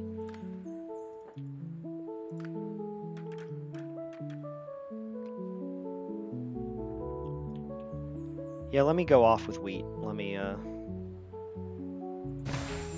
try and make that high scoring. Neighborly, blossom, sealed boon. Okay. So once I find a mill placement that I like here, which is not quite that one.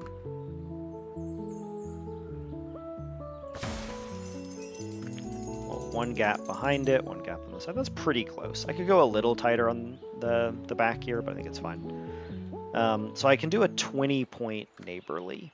I can just neighborly this mill right here for +20.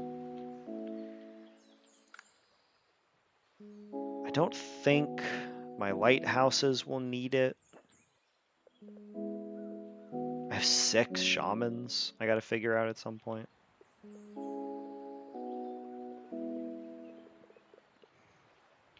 I mean, using a neighborly for just 20 points doesn't feel ideal, but I guess I'll hold on to it for the moment. Just play some other stuff. Which, at the moment, I think is a 9-point sandpit. Not the highest achiever on my island, but we're all doing our best. The mills, or the shamans have to go after the blossom. It might just be time to blossom.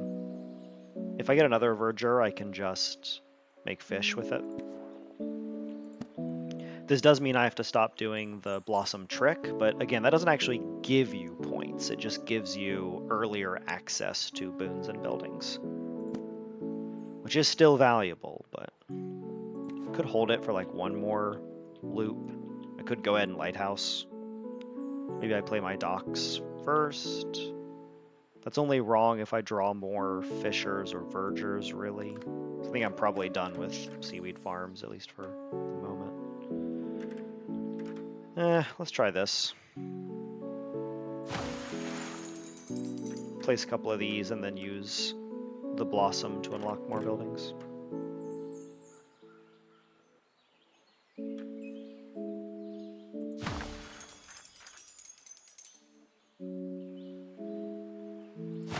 Those are pretty good, you know. Actually, let me see if I can get...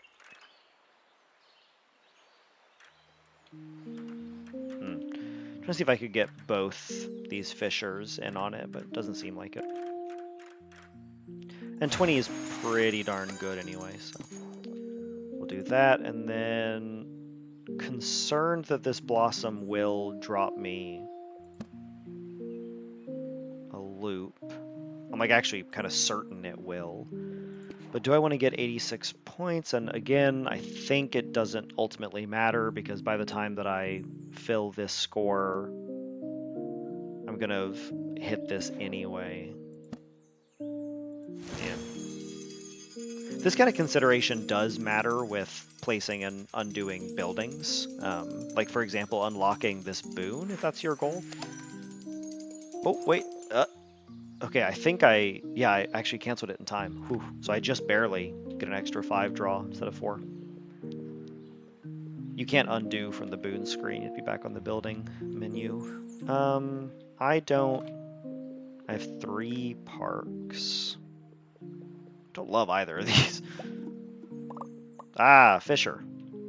Minorly punished for having played out all this stuff, but I suppose I can still get 15 or like a 20 out here, yeah, versus an 18, various 18s, various 20s. Okay, I'll take the 20 that is closer to everything, closer to my island. That's pretty good.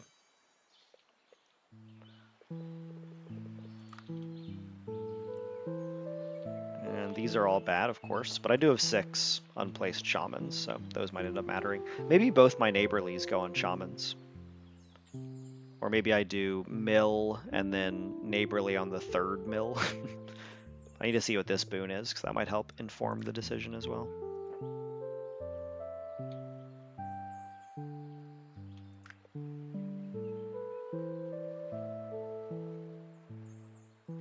Okay, let's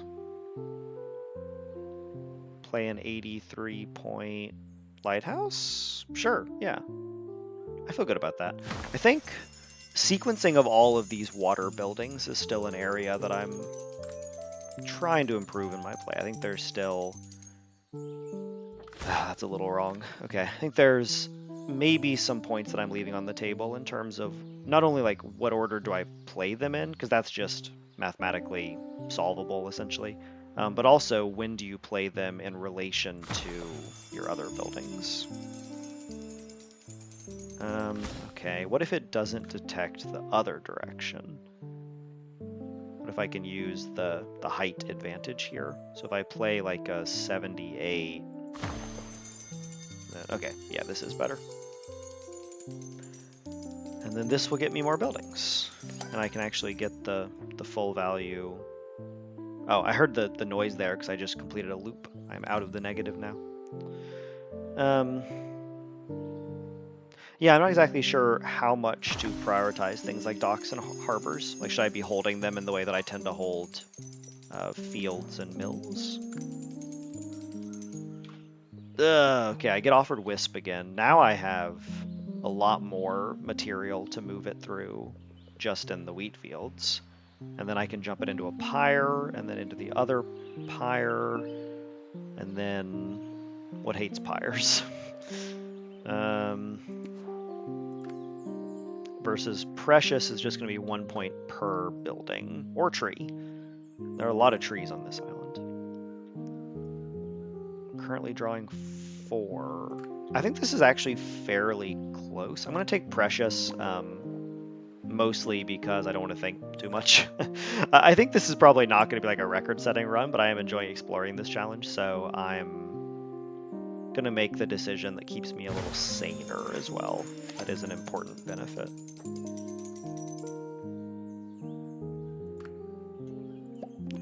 Sauna, for the reasons we already ascertained. Sauna scores the same on normal and blooming trees. So at some point soonish, I can grab one of these 100 whatevers. It's a high score. I might place it now just to grab this boon real quick as well.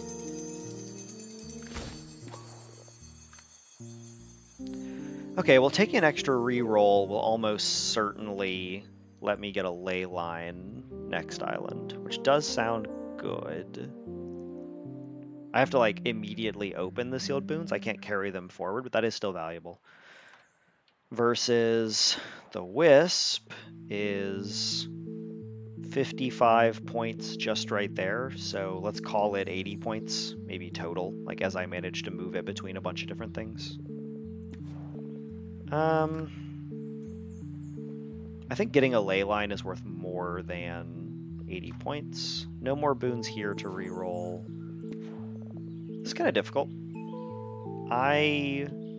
Again, like I'm a little predisposed against Wisp just for the mental burden, but my intuition says that the only way this run is going to be like a score that I'm proud of is going to be if I get a pretty easy reroll, and like if I take Wisp.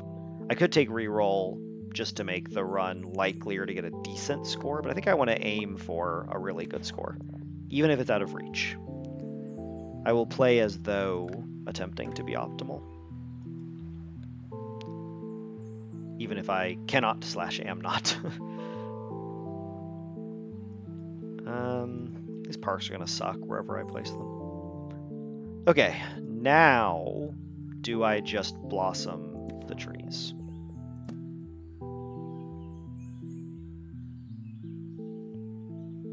This unlocks a lot of potential score for me.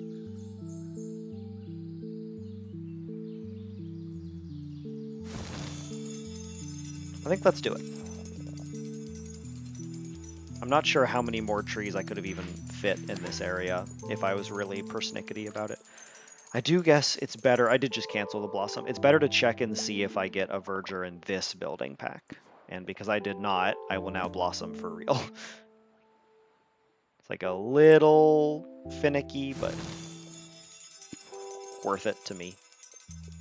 Oh, and I guess we can go ahead and see roughly what kind of score we're looking at. Yeah, it's like a 155 versus a 30, so it's 120 points right now, and only going up in value.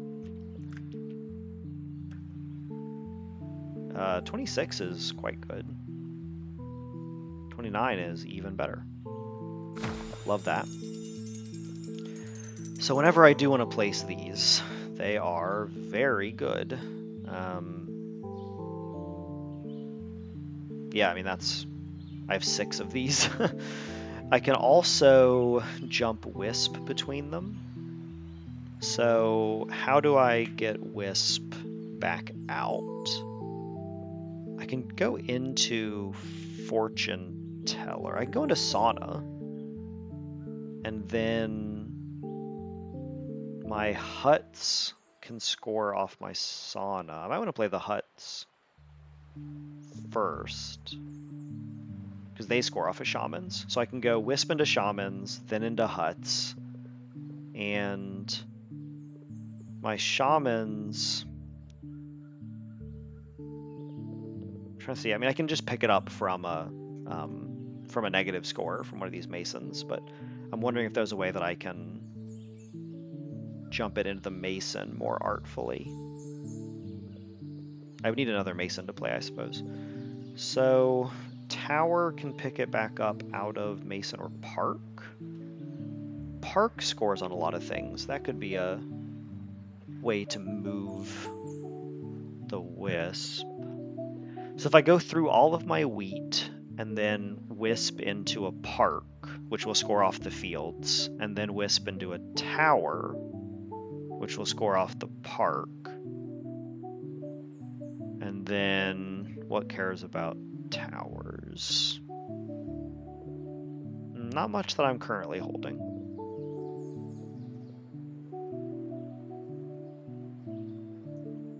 Let's get some more buildings. I'm just going to place a brewery. I don't think it's going to allow me to Wisp anything through. And I'm going to place it over here to leave more space for these 10 fields that I'm holding. I think this is even a defensible placement, but I will place it over here. Just because I have 3 mills and 10 fields, so they're going to be like lining this area. It's going to be a lot of field action. Yeah, I mean, the warehouse is fun for converting between different point granting structures. So like I can go Wisp in a lumberjack, sawmill, warehouse, mill, and then second mill, all my fields, park. Getting out of the park is my struggle right now. Tower does it, but then I can't jump it through all the shamans. It's like I kind of have two different lines here. I have the shaman hut, sauna, and then I have all the mills and one park and the tower and everything. And it does seem like the shaman hut sauna path is fewer buildings for sure. Like it just is, but I might be able to. I mean, I guess if I get another lumberjack, that might really open things up. Because I think lumberjacks do score off of saunas.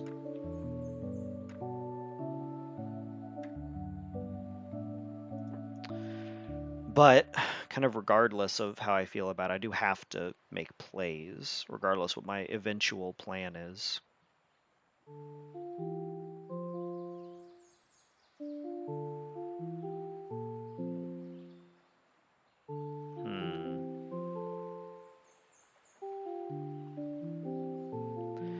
Yeah.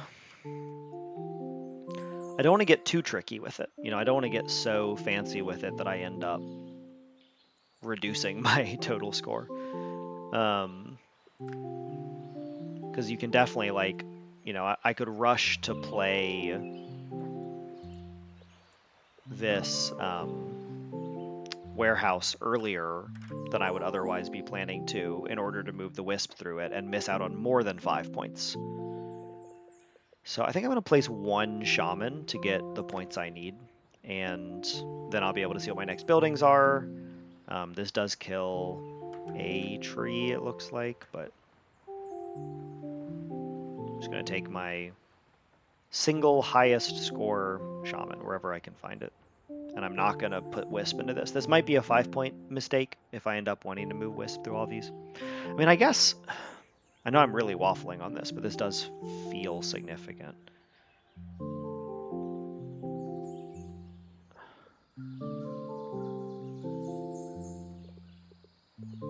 Getting it out of the shaman hut sauna is the struggle.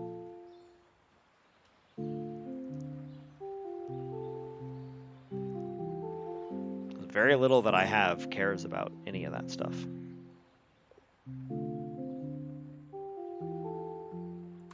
Okay, if it's a 5-point penalty, it's a 5-point penalty. I'd rather not strand my wisp somewhere.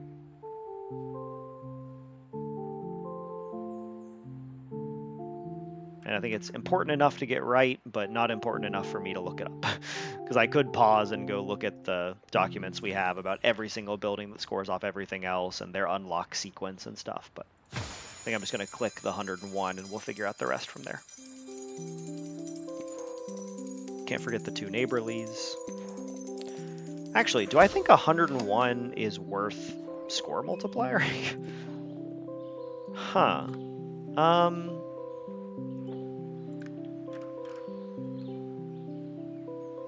I guess I'm going to say no.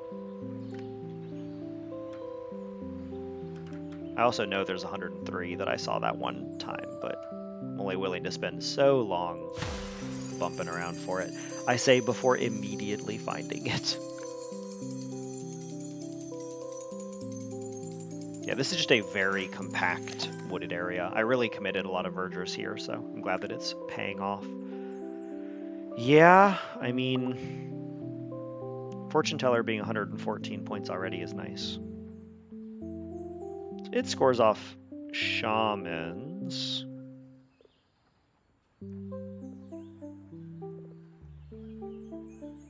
And then what scores off Fortune Teller? Tower doesn't. Warehouse is not going to. Pyre doesn't.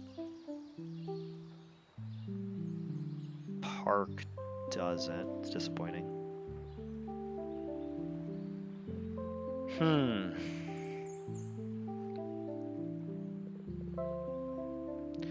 Yeah, I mean, I think I'm almost like trying to get too clever with it, Okay, so I can get.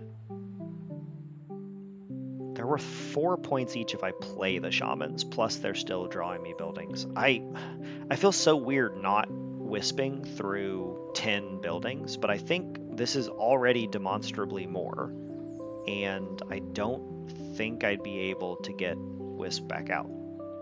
At least not easily. So let me just load up.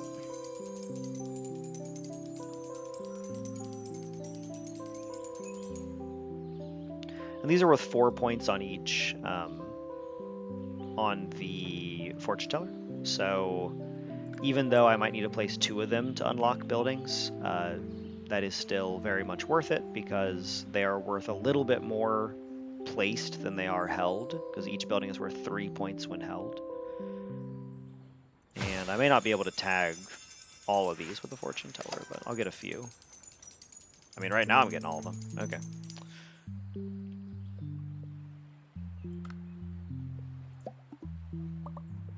Yeah, now I'm drawing 2. So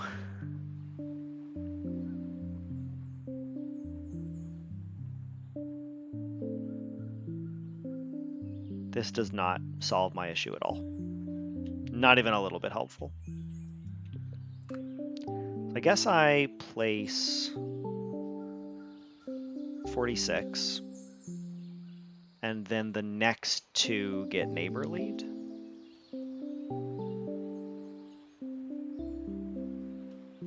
That feels fine, yeah.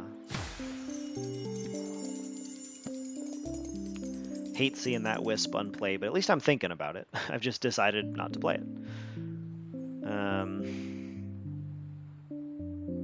Because this is plus 60 from the neighborly.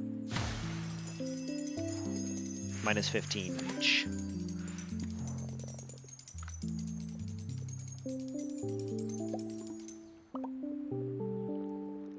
And then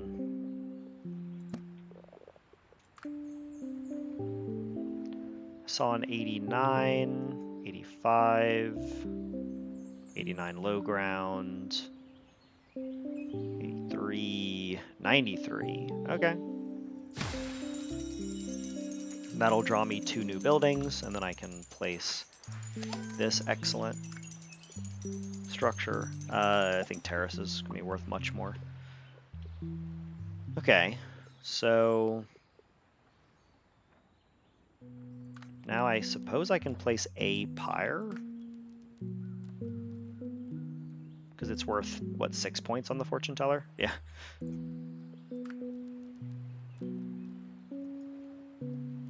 I need to hold the other for, what's that boon called? Precious. But the first one I can place, and I'm not going to worry too much about its location. I guess distance from the other pyre will matter, but this is 6 points versus between the pyres, it's going to be... You know what? I actually think that's wrong. I think the plus 15 from being a far away pyre is going to matter more than the 3-point swing of placing it now. So now I do think I score multiplier a fortune teller for 225, and going to kill as few of these trees as possible, much as I can tell at least. I think this kills 2 or 3.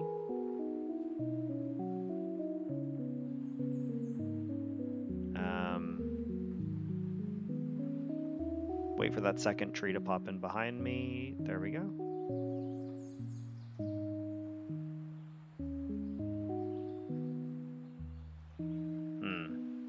Okay, well, 225 point fortune teller. Don't hate that.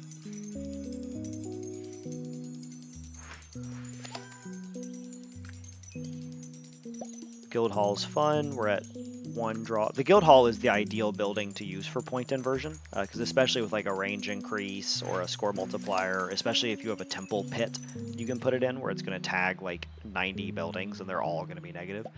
I've seen negative guild halls that are like negative 1400, and then you use a level up, cancel the guild hall. It's very powerful. Okay, lots of buildings still to place, but I'm gonna start with Wisp. Well, I guess I do still want to move it through the warehouse. So let me figure out where my sawmill is going first. These are actually going to be kind of challenging. I've placed many a sawmill in this area already.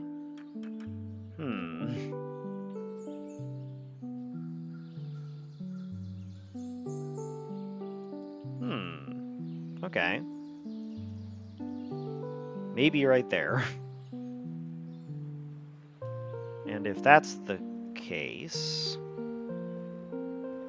then I would need to want to warehouse over here as well, which I think I do. I guess let's do one plateau first, or 36 points.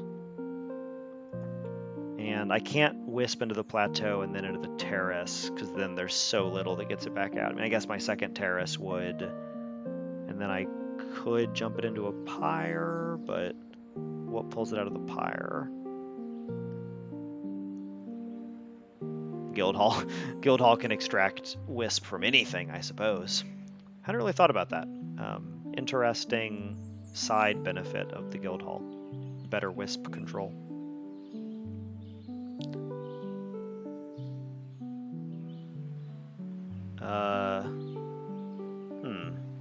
Wonder if there's a 70 out here. If I do like that, and then Guildhall to get everything it's tagging here, plus the lighthouse, maybe minus the other dock. Well, all this to say, I am going to play this. Maybe a little less sunken in if I can, but 36, and then this is worth 4 additional points. I maybe should have done this stuff before the fortune teller, but I guess I am already at 1 building draw, so like almost anything is not going to be worth doing. Then here's my other score multiplier, I guess. When is this going up in score? When I place all these huts. The parks. Yeah, let's... so many steps to this plan. Okay, so huts happen before sauna. And huts can be 12 points on the mainland. And then sauna can detect all of them. I saw like a 13. It was grayed out, but I guess we'll take 12s. And let me think about where my sauna's going real quick. More or less here. Ooh, 114? Yeah, oof. Okay, danger. 125. So anywhere along this little coast here is fine for huts. So 13. 12, 12, 12, 12. Now, and hopefully those will, yeah, those will be detected. Cool. Then, what else does the sauna care about? Nothing I'm placing, okay. So then, 140? I may have been a little premature with score boosting that fortune teller, but can't take it back now.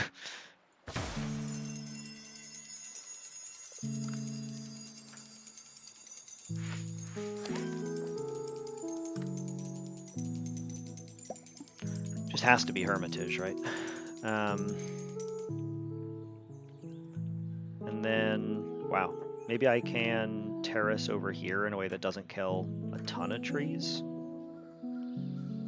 Mountain Shrine does not care about the Hermitage. Hermitage does not care about the Mountain Shrine. They just coexist peacefully. Okay, so what else am I holding off on for Mountain Shrine?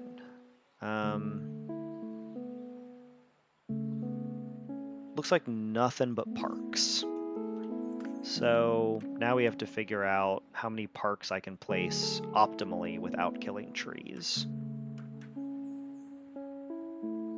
It's like a 29 pointer that kills a flower seems like a pretty good deal, but you're losing 2 points for 1 point on the Mountain Shrine and 3 points for 5 points on the Hermitage. So maybe you wait.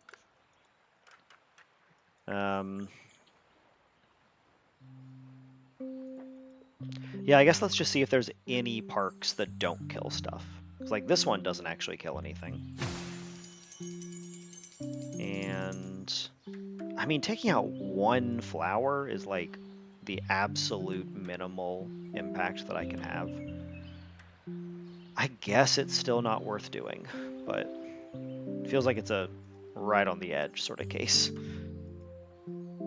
I don't think this 24 in here kills anything. Yeah. And then 29er, Line Park. I mean, I guess. Ta-da! That's kind of funny. I would not have expected this to even be positive, but maybe it'll end up climbing. I mean, there's not a lot of buildings that I'm going to place over here. Maybe more masons, maybe walls. Like, walls are not going to be great in general in this challenge.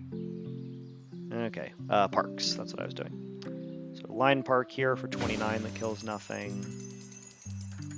Then does that 24 kill nothing? Or like a 28? No, I'm taking out one tree, but just one. Might be a better placement somewhere.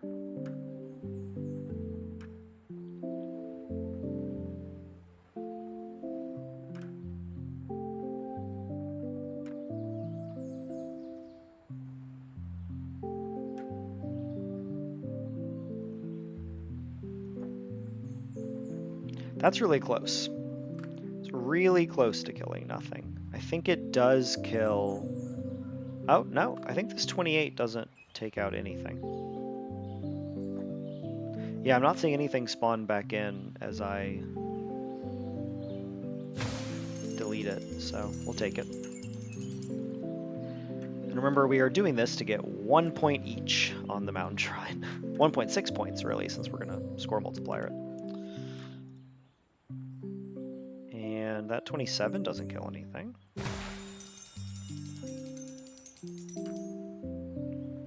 Bunch of these take out flowers.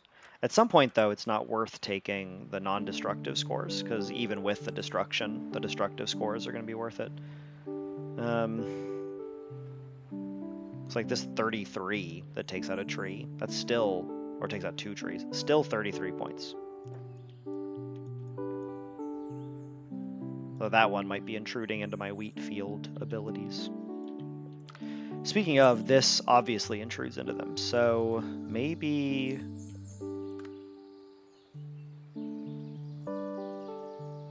Can I cheat the height somewhere else? And then I won't have as good of a spot for my hermitage. Unless I get... I guess wall platform is coming up. So like a wall platform right here is still pretty good. I don't know. This is a lot of points, but it does significantly impede my ability to play fields. I think I still do this, though. 251 is a lot. I'm going to see what this is, just for... Yeah, I mean, comparable. A little bit better. But then I miss out on being able to place my hermitage down here, so... Okay. Let's call 17, 16, 16, 17. I can clip into this way more than I expected to. 20? A 20 that kills nothing? That's good enough. And then another square. Yeah, okay, let's call the parks here. And in that case, let's do it. Let's score multiplier a mountain shrine. It did fit in here, so just gotta find it.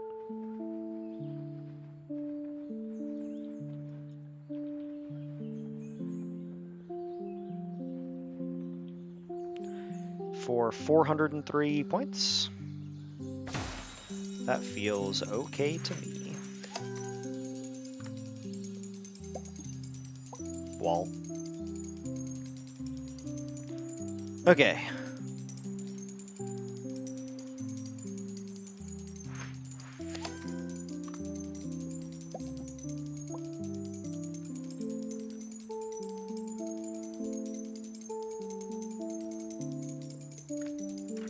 So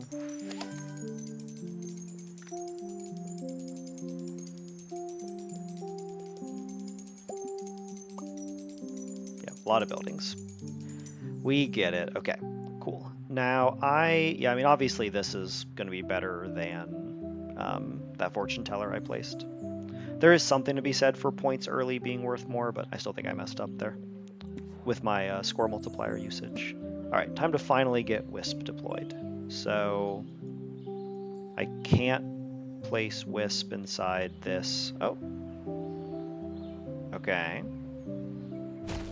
Do that.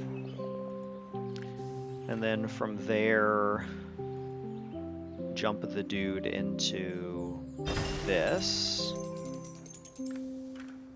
And then from there into this.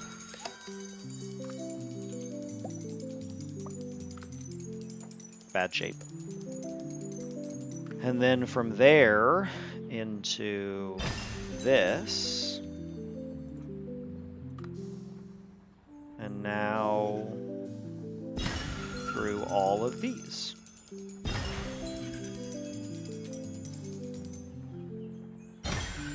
It's my payoff for holding these fields for so long. Green? Green, please? Green, please? Okay, click. There we go. Sorry, I don't know what was happening with my hand there. 30... I'm not going to take a... will I want the 27 eventually? I don't think so. I think I'm doing okay. We'll take the 32. And I've gone too far away. Let me actually play this one first.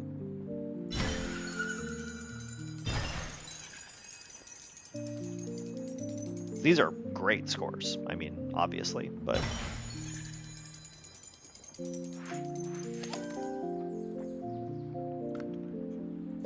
Circus, down to the last building. Let's go. 33.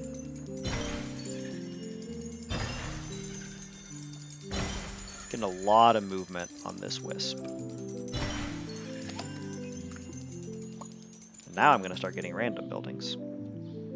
Okay, so now I can jump it from that field into a park. And then from the park into... I don't know how much Wisp thought I have in me tonight.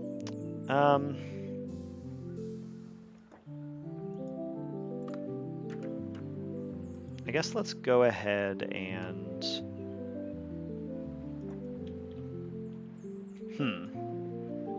You know, I was going to say do the Hermitage right here-ish. Might even be able to pick up the Wisp for whatever that's worth. But now I'm wondering if I want to either create a good temple spot or... Like, what am I going to use this wall platform for, I guess is ultimately the question.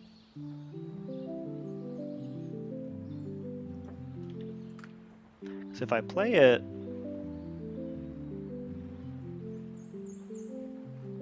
this might not be functional. I saw a flash of placeability, but I'm not sure where that was.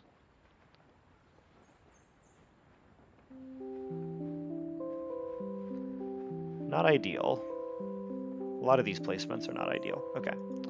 So maybe we say screw the temple. Maybe 35 is plenty. Maybe using a wall platform to trade that 35 for like a 60 is not incredible. That does not need to be exciting. Okay, well... just sort of defer that decision. I'll let my brain percolate on it while I play elsewhere, because I have plenty of other placements to make. Now remember, I'm only getting one building per draw, so I don't need to worry too much about the future. 33 feels like as good as it's going to get. I don't think I'll be able to get a higher score by avoiding all the negatives. Like, I think all those +4s are still going to add up to more, so... And this is even good if I happen to draw more seaweed fields, so I can get some other doubles or triples. Then... I mean, maybe it's just slam the temple now. I don't know if I can realistically expect additional walls, but... I take 117. That feels like it's probably about as good as my walls are getting, because it's really a 27. I'll have the temple scoring off of it as well. Versus out here, like an 18 or something, is just not inspired. Okay, so we'll do a 17, and then... I think the only thing I would really place over here would be more masons or plateaus. And having already drawn 7 masons and 2 plateaus, I'm not sure how many more there are in the pool. I feel like I've utilized what is there. And for that purpose, I will now be accepting a 45-point temple. Sealed boon, I'm going to take precious for one of my 2 pyres, one of my 3 pyres. Okay, well, let's go ahead and do these pyres. Why not? What am I holding these for? Just lumberjack. I could get a lumberjack. I guess...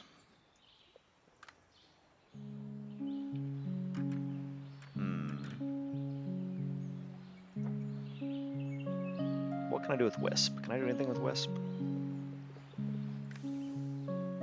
Move it into a tower. I could have gone... I've already done it now, but I could have gone into tower, into wall, into temple. That would have been a 3-part jump that would have been pretty decent. It's like 15 points that I've missed. Because I may not be able to get Wisp out of the park, or at least not easily. I will try.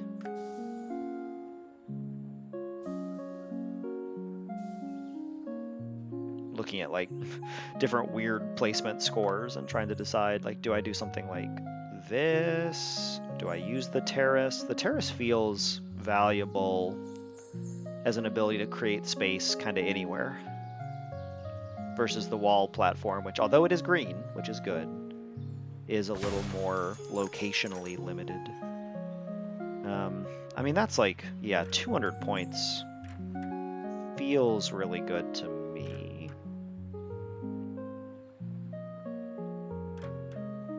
I'll take one of these 214s at some point.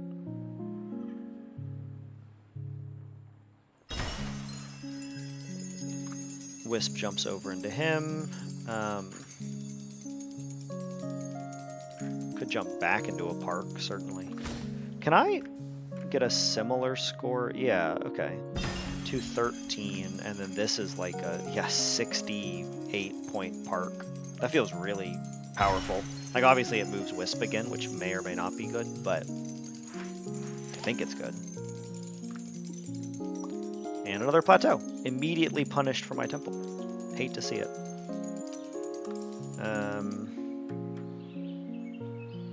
Well, 46 is... Oh, 54 is everything. So if I can get a 54, I'll do it, but... Kind of seems like no. I mean, even this is pressed up against the edge and not giving me any further reach. Okay, so I'll do this 46 to leave this good park spot that we previously marked. Another green wall platform. That's kind of fun.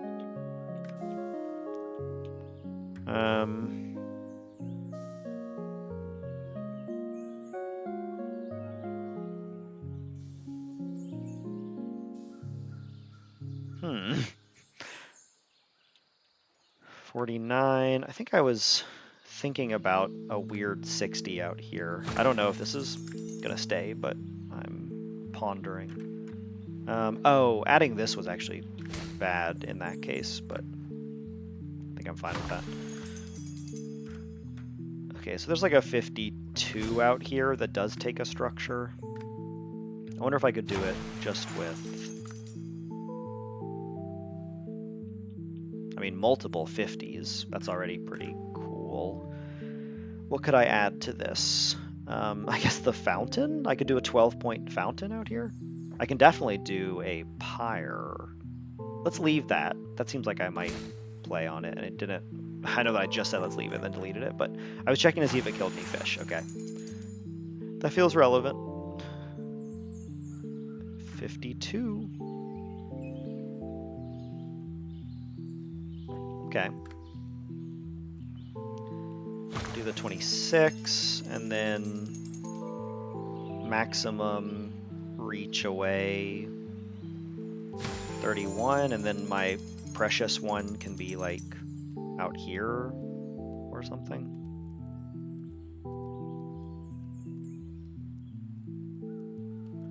Kind of disappointing that this isn't playable, but it's fine.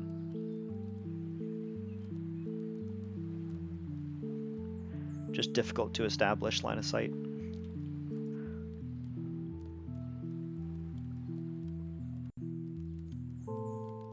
Like that really looks like there should be a little bit of a lip there. Man, whatever.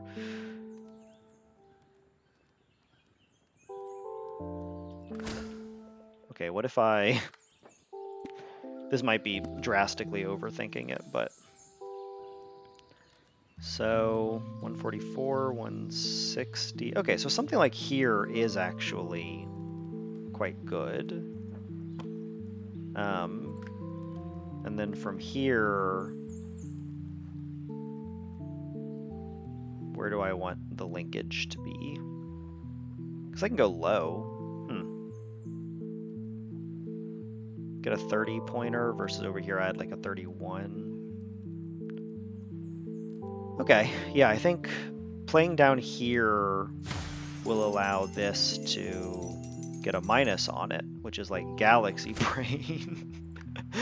I guess I am overthinking this. I'm successfully finding new ways to lose points. Yeah, that can't detect because the Hermitage and everything in the way.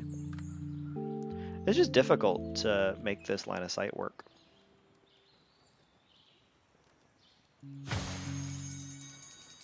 Okay, there we go. So, yeah, this is now 64, which feels pretty good. That's not worth it. That's probably not worth it. That's not worth it. No way is the mill worth it. Speaking of the mill, I can do a 28. I just kind of made a gut decision that this mill taking the minus 40 would not be better. Now that I can see the scores, maybe it would have, but...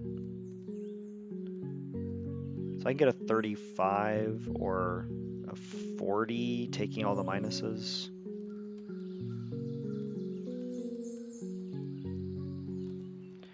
I mean, 40 points is 40 points. That's quite good. Okay, and then this can just be played. It's not going to be a big difference maker anywhere in particular. Get down the tavern. Plenty of parks to boost this fountain. Killing some trees, but so it is. Second market. Okay, not my highest scoring building, but could be worse. And I suppose I will just do something like this just to get a 32 out of it. So I don't think where Circus is going to matter much at all. It's just not going to score well. I mean, obviously I could have planned that tavern a little differently and I don't think I left enough room here. Nah, it's already clipped into that lumber, so that probably was never happening. Not a lot of buildings left to place, though. Let's just finish this one out. 32 and...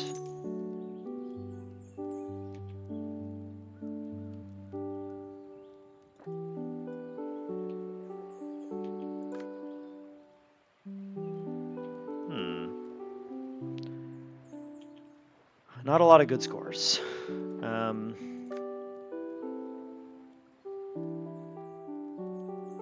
So I can do a 36-point terrace. I'm trying to lose sight of that other terrace, though. See how high I can get my score. 30? Ugh, 50. Okay, so I can get a 50. Or I can do a 36 that then unlocks like a 30. Yeah, okay. Slightly better.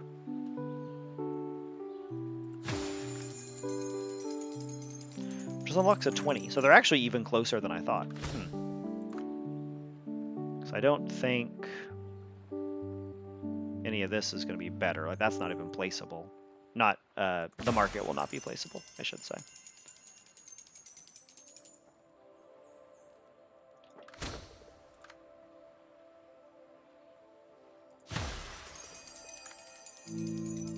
Nah. Alright, we will just go over here. That's fine. 20-pointer. And then this guy.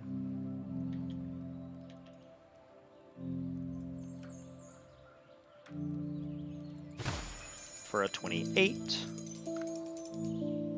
I'm gonna decide where my fish kite's going and then place the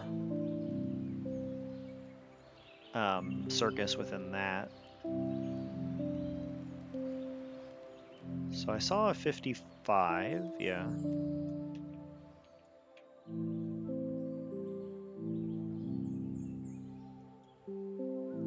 Doesn't care about the monument, so I won't be able to jump Wisp, unfortunately, but...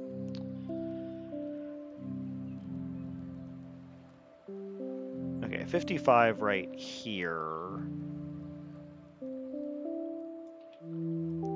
So...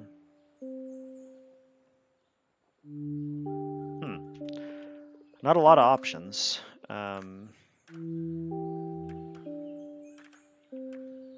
Actually, might not be able to place the circus close enough. Guess I'll just try... Because this is also a pretty good water platform score. But I'll try just taking a 17 and then a 0. And I don't think Fish Kite cares about Guildhall. Does not. Cool. So I might have just unlocked a different 55. It may not actually be any better, but... Yeah, didn't quite get there. Okay. Oh wait, the tower, of course. And the tower can be as many as 56 points. That's not bad. Plus I'll be able to detect that with the old fish kite location for 70 points. 70 points. And then I guess I can glance around to see better than a 64. I don't expect to find it though.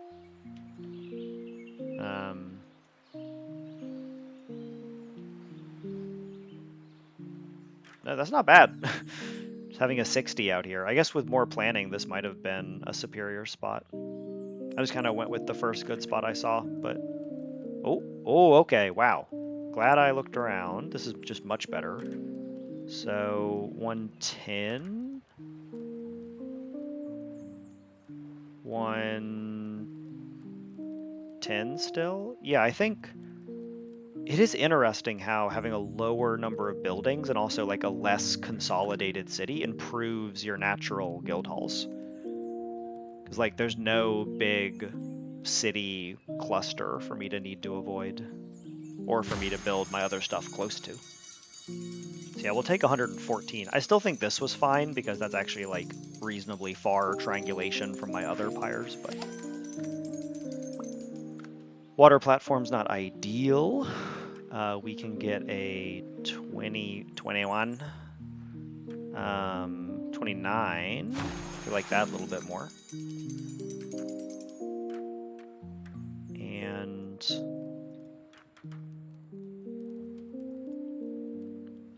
if I can get close enough to that +3, I might be able to get like a 17 pointer or something, but looks more like it'll be a 15.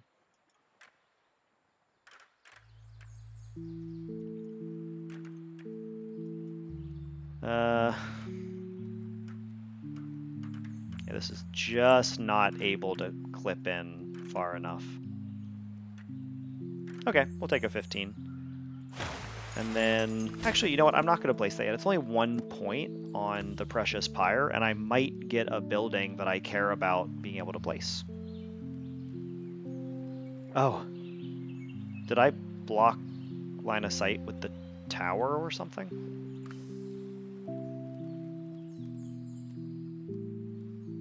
Yeah, I may not be able to get that tiny line of sight onto that pyre that I was previously using. Okay, well, 174 is the score to beat.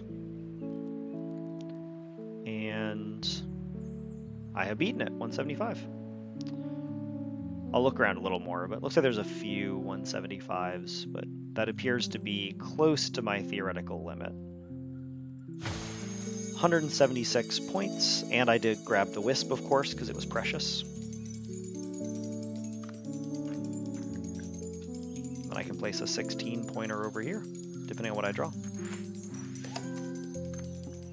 Okay, Park doesn't care, so we will do a 16. And then 30. There have to be some just awesome parks hidden up in all these trees, too. I can't even, like, see where the terrain is shaped. I may have actually filled this space primarily with that mountain shrine. So I have a 21 or a 28, 26.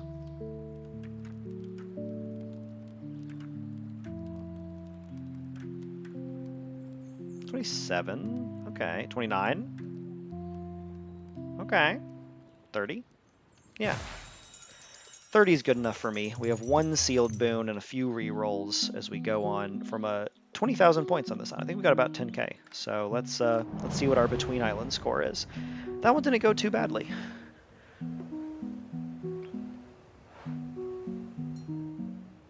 All right. A lot of nature interactions as expected. Up to 38,000 heading into island 4.